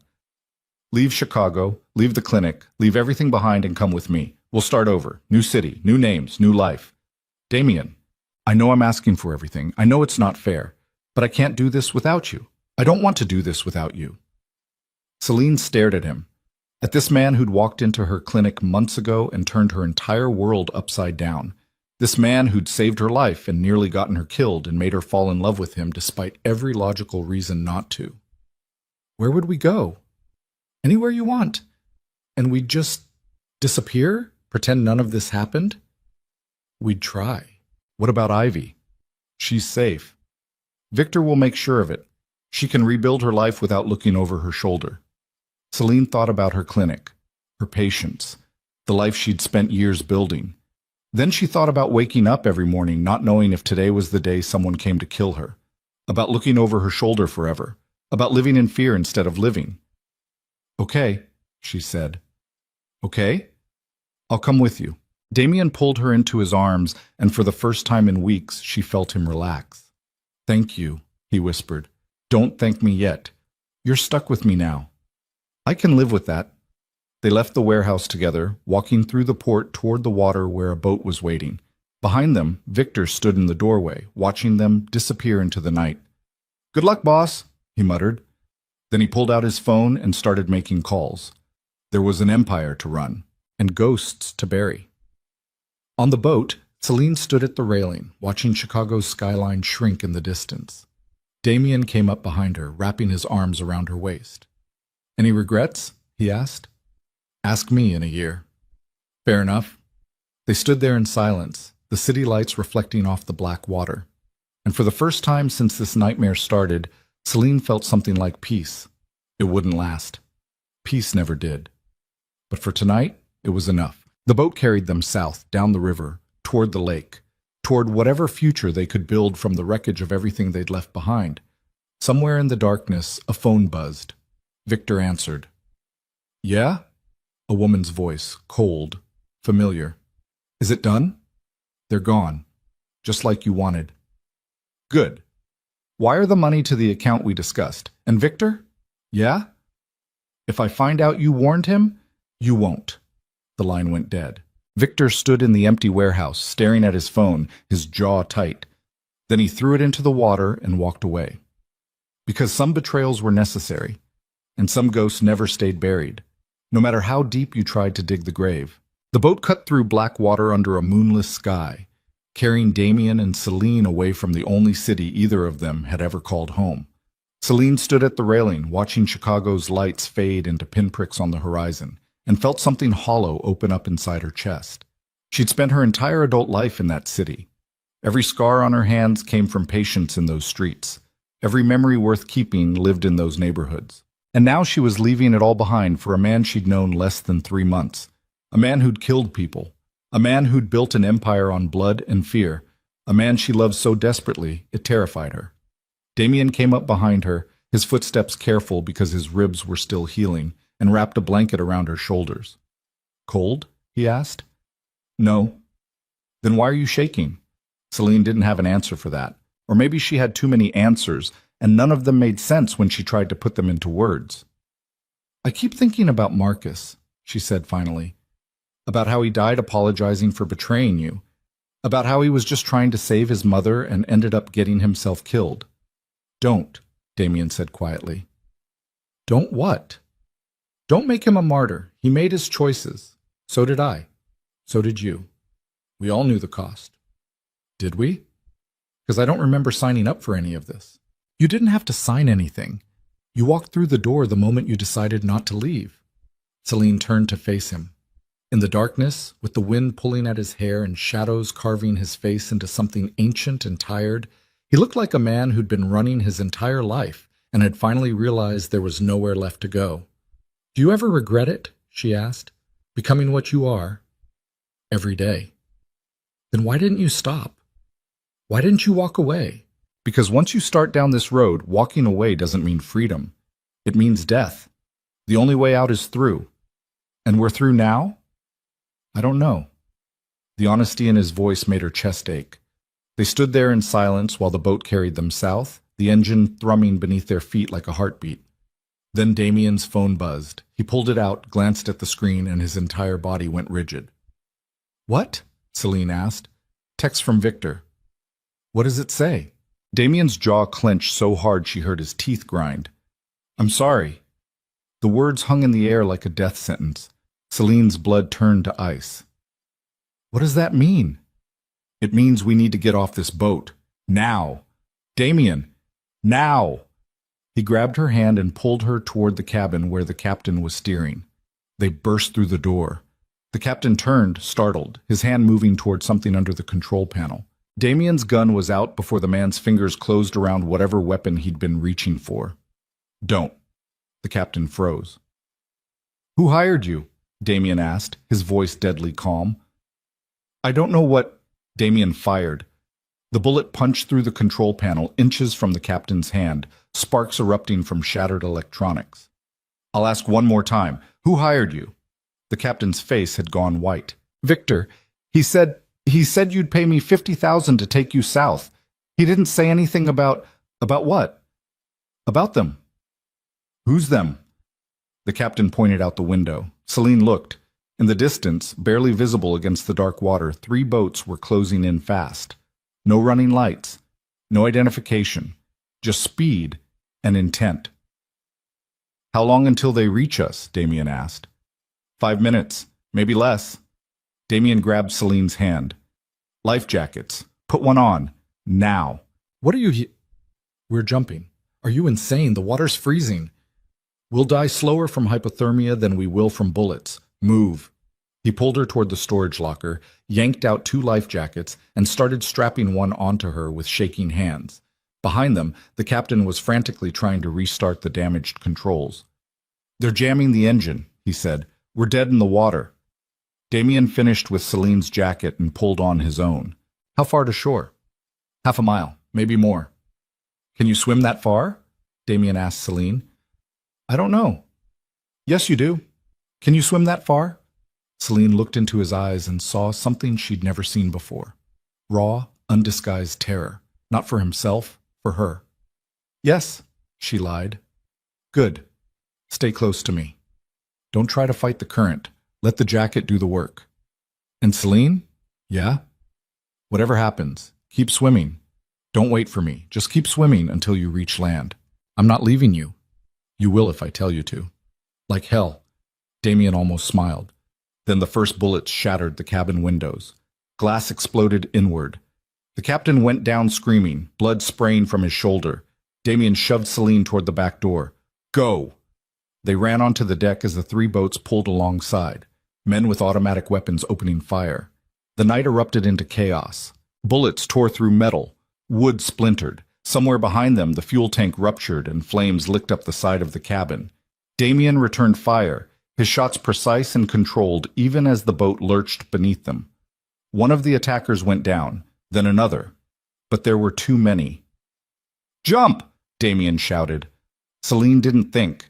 She just ran toward the railing and threw herself into the black water. The cold hit her like a sledgehammer to the chest, driving the air from her lungs in a silent scream. She went under. The life jacket dragged her back up, gasping, disoriented, the world spinning in circles of darkness and reflected firelight. Damien hit the water beside her a second later. Swim! He shouted over the gunfire. Toward the shore! Don't stop! She kicked hard, her legs already numb, her lungs burning. Behind them, the boat was a floating inferno, lighting up the water like a beacon. The 3 attack boats circled like sharks, their searchlights cutting through the darkness, hunting for survivors. Celine forced herself to swim. Her arms felt like lead. Her clothes dragged at her like hands pulling her down. The shore looked impossibly far away. A searchlight swept over her. Gunfire erupted. Bullets hit the water around her, close enough to feel the spray. Damien grabbed her, pulling her under, holding her there while the searchlight passed overhead. They surfaced together, coughing, gasping. Keep going, he said. Almost there. It was a lie. They weren't almost there. But she kept swimming anyway because the alternative was dying. Minutes stretched into hours, stretched into eternity. Celine's muscles screamed. Her lungs felt like they were full of broken glass. The cold had moved past pain into something worse, a numbness that made her want to stop moving, to just float, to let the water take her. Celine, Damien's voice cut through the fog in her brain. Stay with me. Don't you dare give up. I'm trying. Try harder. I can't. Yes, you can. The ferocity in his voice shocked her awake. She kicked harder, swam harder, kept moving even when every cell in her body begged her to stop. And then, impossibly, her foot touched something solid. Sand. She stumbled forward, half crawling, half swimming, until she collapsed on the shore. Damien dragged himself up beside her, both of them gasping like landed fish. Behind them, the attack boats were still circling the burning wreckage, their searchlights sweeping the water. They'll figure out we made it to shore, Damien said between breaths. We need to move. I can't move. You will, because I didn't drag you this far to watch you die on a beach. He pulled her to her feet. They stumbled inland, leaving wet footprints in the sand, their bodies shaking so hard their teeth rattled. The shore gave way to rocks, then vegetation, then a narrow road cutting through the darkness. Damien pulled out his phone. Waterlogged. Dead. Shit. Now what? Celine asked. We walk until we find help. Or until they find us. That too. They walked. Celine lost track of time. Everything blurred into cold and pain and the rhythm of one foot in front of the other. At some point, headlights appeared in the distance. Damien pulled Celine off the road, into the trees, pressing her against a trunk while a car passed. It didn't slow down, didn't stop, just kept going, taillights disappearing into the darkness. We need to get somewhere warm, Damien said. You're hypothermic. So are you. I've been worse. When? Long story. Come on. Another half-mile up the road, they found a gas station, one of those all-night places with fluorescent lights and bars on the windows. Damien walked in first, dripping water, looking like he'd crawled out of a grave. The clerk behind the counter took one look at him and reached for something under the register. Don't, Damien said, his voice flat. I just need to use your phone. We don't have a... Damien pulled out his wallet, somehow still intact despite the swim, and dropped $500 bills on the counter. Please. The clerk stared at the money, then he pushed a phone across the counter. Damien dialed from memory. It rang 3 times before someone picked up. This is Volkov. I need a pickup. Lake Michigan shoreline about 40 miles south of the city. There's a gas station. He squinted at the faded sign outside. Miller's Gas and Go. Send someone clean. No ties to the organization. And hurry. He hung up and looked at Celine. Help's coming. 30 minutes. Who did you call? A contact. Someone who owes me. Can we trust them? We're about to find out. The clerk was staring at them. You two okay? You want me to call an ambulance or something? No ambulances, Damien said, but I'll take whatever dry clothes you're selling and 2 cups of the worst coffee you've got. 20 minutes later, they were dressed in oversized tourist t-shirts that said I Heart Chicago and sweatpants that didn't fit, sitting in a corner booth with coffee that tasted like motor oil. Celine couldn't stop shaking, not from the cold anymore, from everything. Victor sold us out, she said quietly. Yes. Why? Money, fear, leverage. Does it matter? He made his choice. You trusted him. I was wrong too. Were you, or is this just what your world looks like? Everyone betraying everyone until nobody's left standing? Damien stared into his coffee cup like he was reading his future in the dregs. My father used to say something. He said trust was the most expensive thing you could buy and the easiest thing to lose. I never understood what he meant until I built my own empire. Every person you trust is a knife waiting to go into your back. You just have to decide which knives are worth the risk. And Victor wasn't?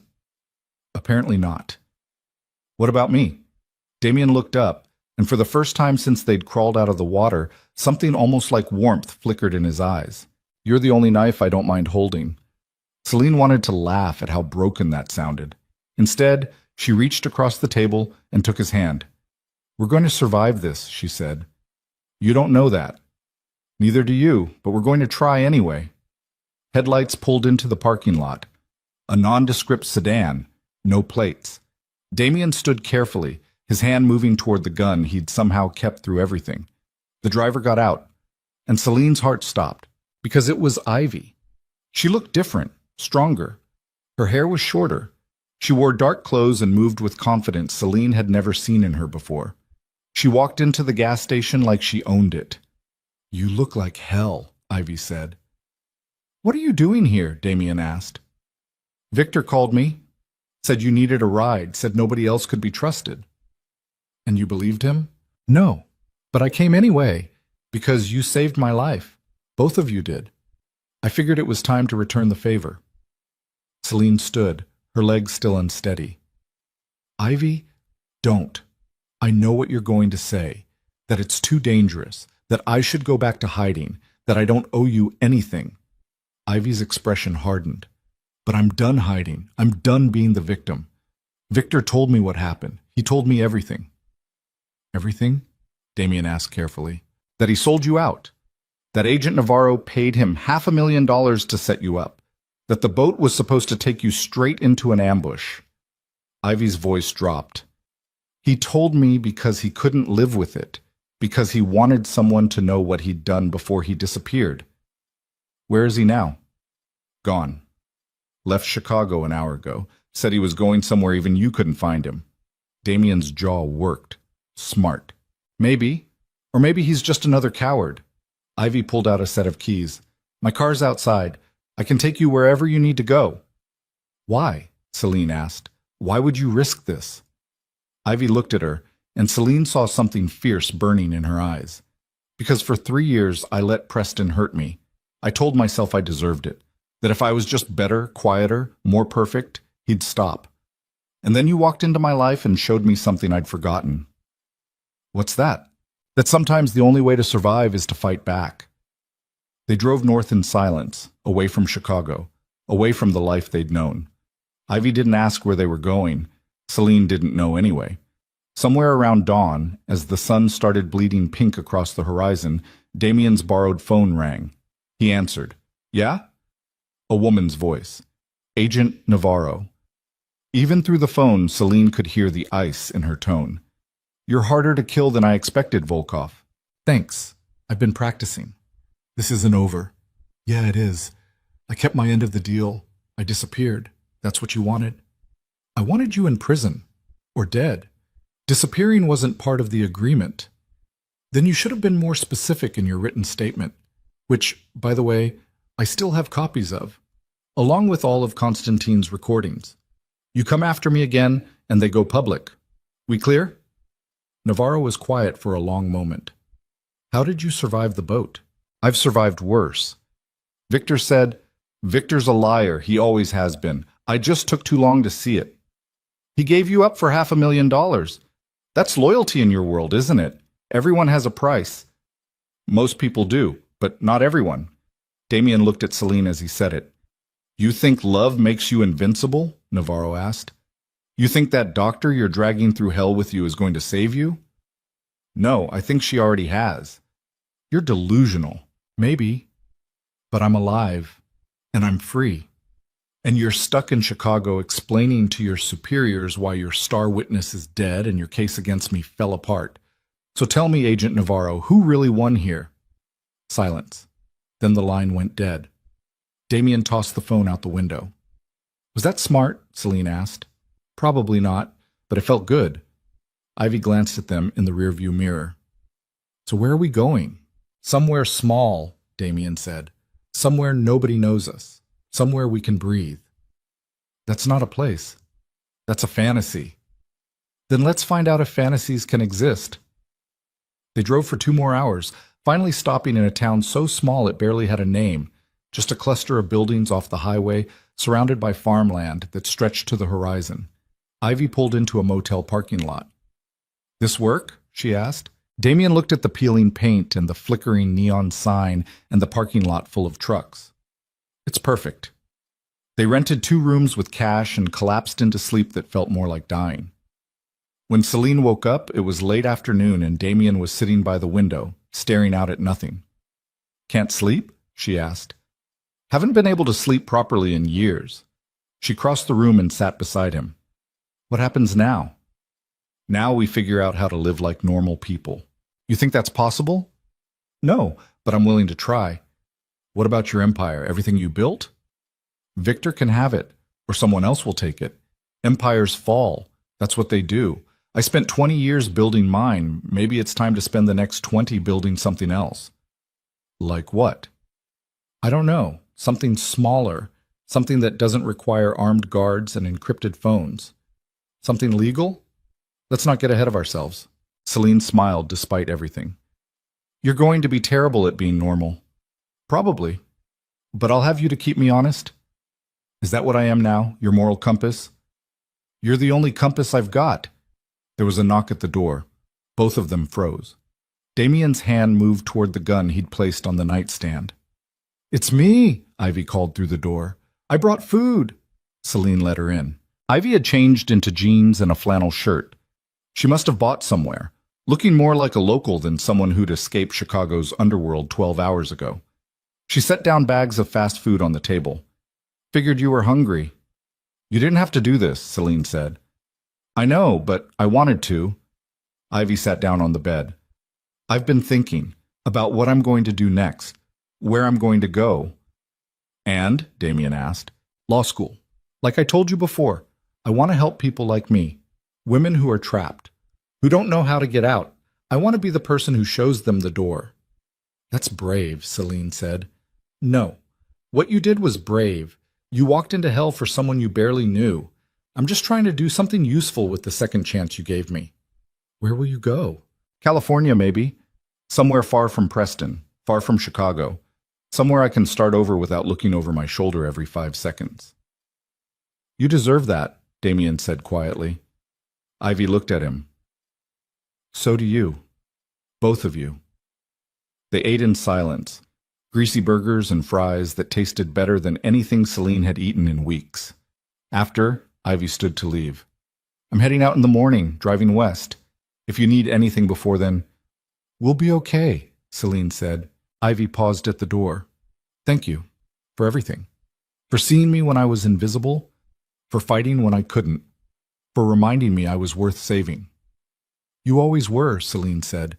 You just needed someone to believe it first. Ivy nodded, her eyes bright. Then she left.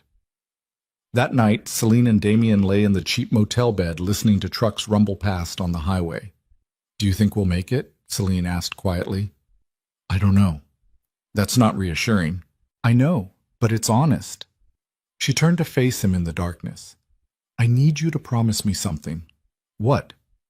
Promise me you won't become him, won't become Constantine, won't let this life turn you into something hollow. I can't promise that. I don't know what I'll become. Then promise me you'll try. Damien was quiet for a long moment. I promise. Celine kissed him, soft and slow, tasting salt and exhaustion and something like hope. That'll have to be enough, she whispered. They fell asleep tangled together, two broken people trying to figure out how to be whole. 3 months later, Celine opened a small clinic in a town 2 states away from Chicago. It wasn't much, a converted storefront with secondhand equipment and a waiting room that fit 6 people if they squeezed. But it was hers. Damien helped her paint the walls and install the lights and build shelves for medical supplies.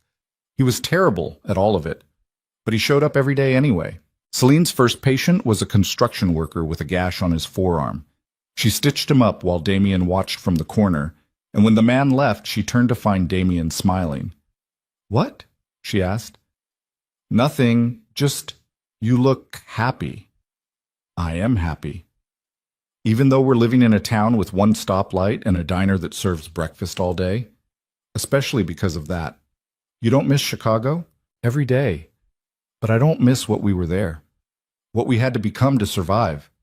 Damien crossed the room and pulled her into his arms. I'm sorry. For dragging you into my world. For almost getting you killed. Stop. I made my choices. You didn't drag me anywhere I didn't choose to go. You shouldn't have had to choose. Maybe not, but I did. And I'd choose it again. Why? Because loving you is the first thing I've done in years that felt like living instead of just surviving. Damien kissed her forehead. I don't deserve you. Probably not, but you're stuck with me anyway. 6 months after that, on a cold November evening, Damien knelt in their tiny apartment above the clinic and pulled out a ring he'd bought with money from a legitimate job, consulting for a security firm, using all those years of criminal expertise for something legal. Marry me, he said. Not a question. A plea. Celine looked at the ring, at his face, at the life they'd built from nothing. Yes. They got married at the courthouse on a Tuesday afternoon with 2 witnesses they'd met at the diner and a judge who looked bored until Celine kissed Damien and the judge smiled despite himself. Life wasn't perfect. Damien still woke up screaming sometimes, trapped in nightmares where he was back in Chicago, back in the war, back in the darkness. Celine still flinched at loud noises, still checked the locks twice before bed, still saw Preston's face in every angry man who walked through her clinic door. But they survived, together. 1 year became 2, 2 became 3. The clinic grew. Celine hired a nurse, then another doctor.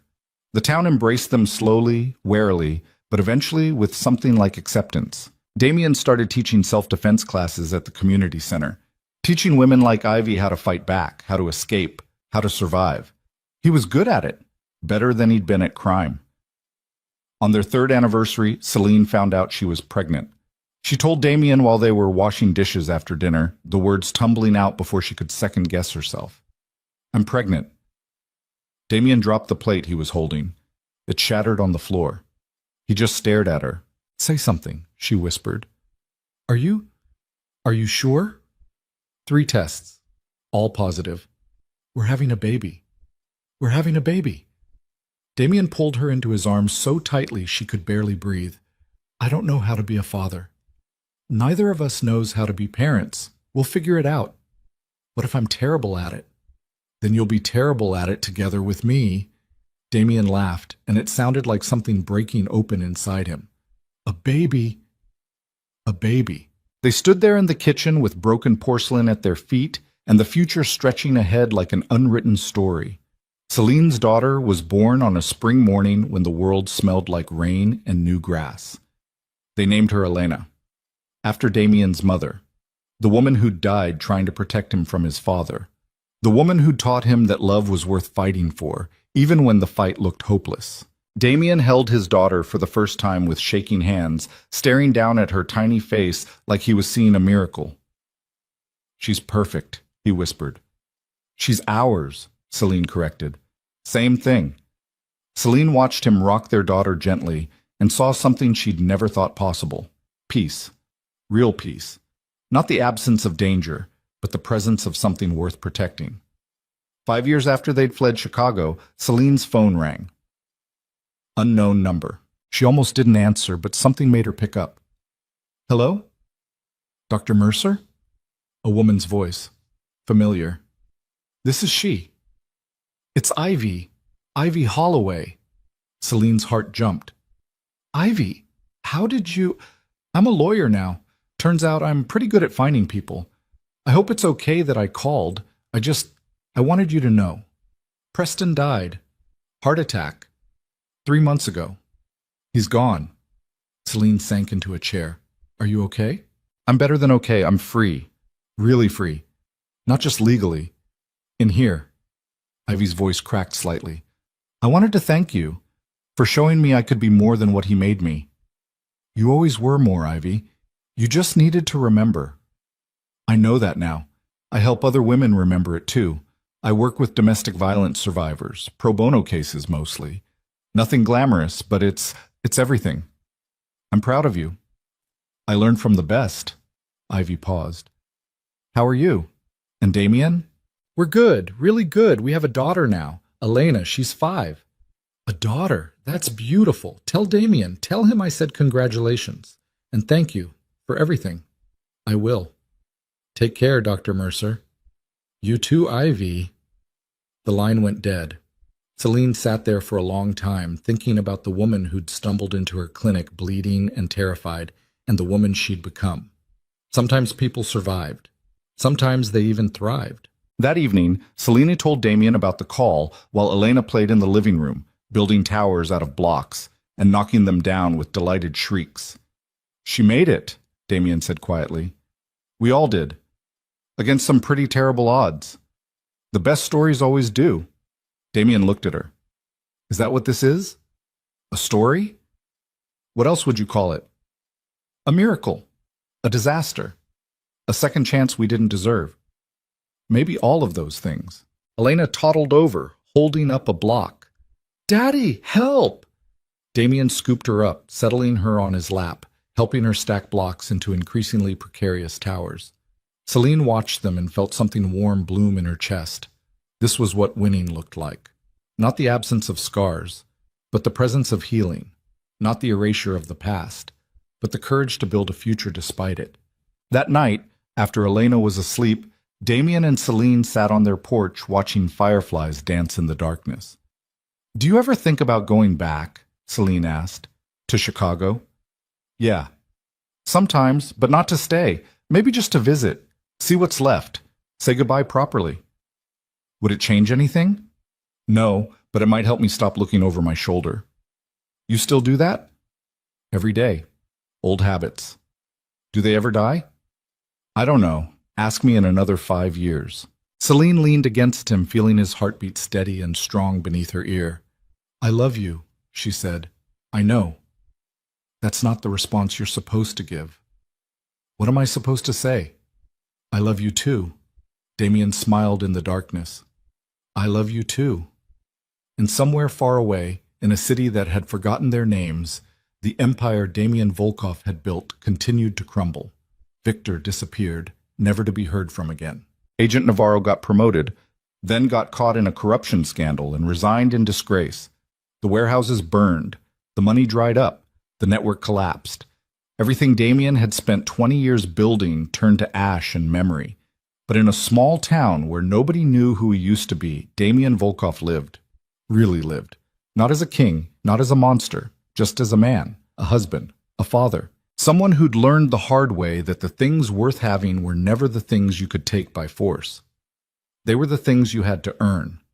One choice at a time, one day at a time, one breath at a time.